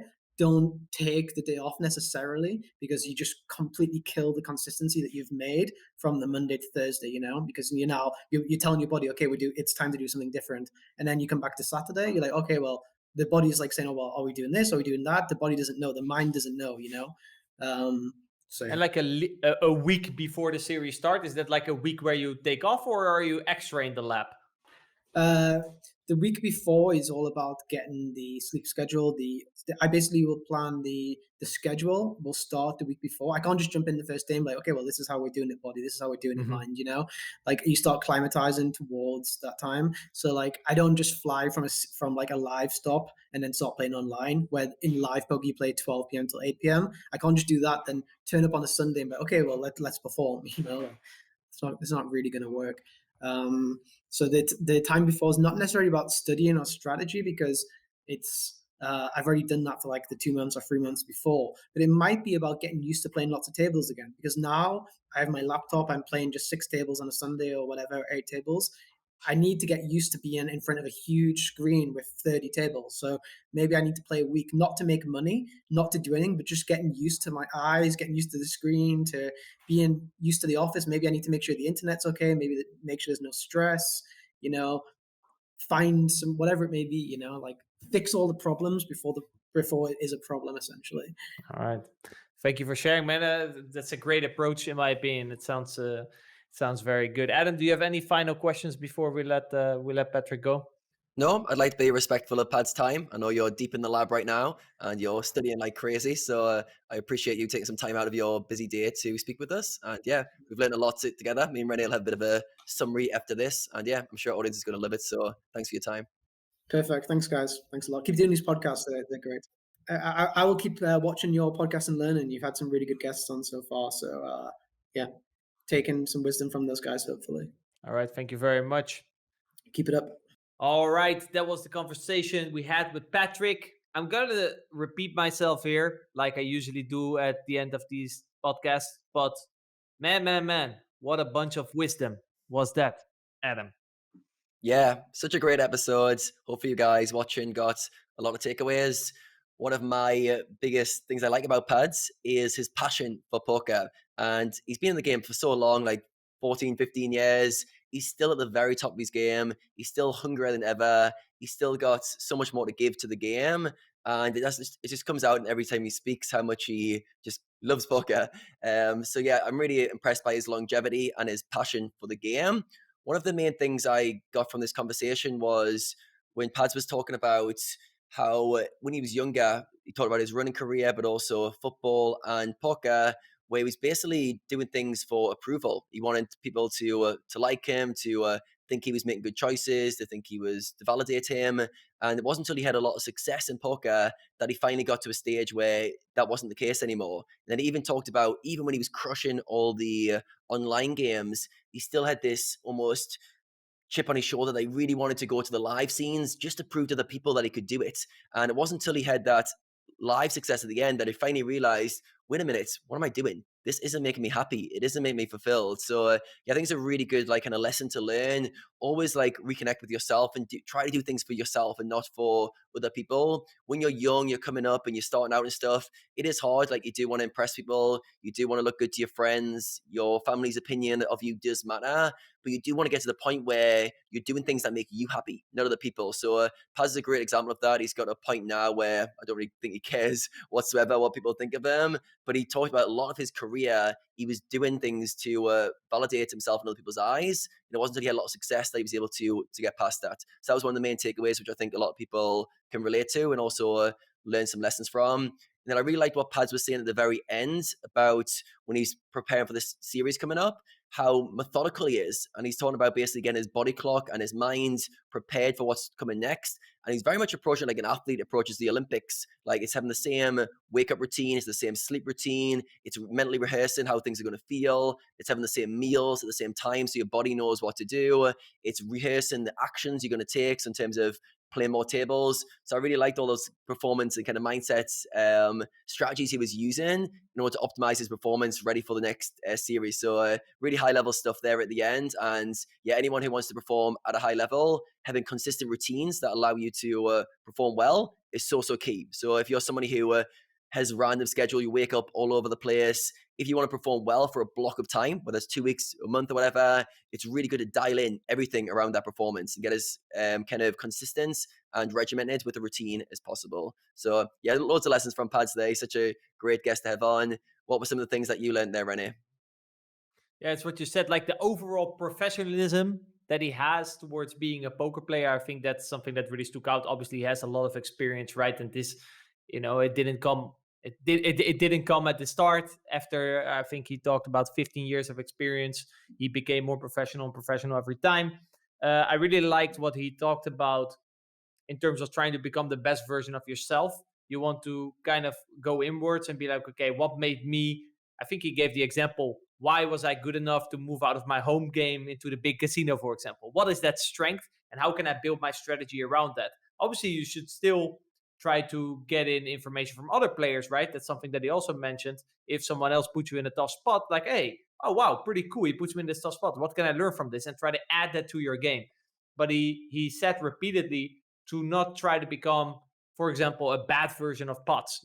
Try to look at how he plays and try to copy him. No, you can learn from him, but stay true to your own strength. I think that was very important for me, probably the main takeaway of this conversation.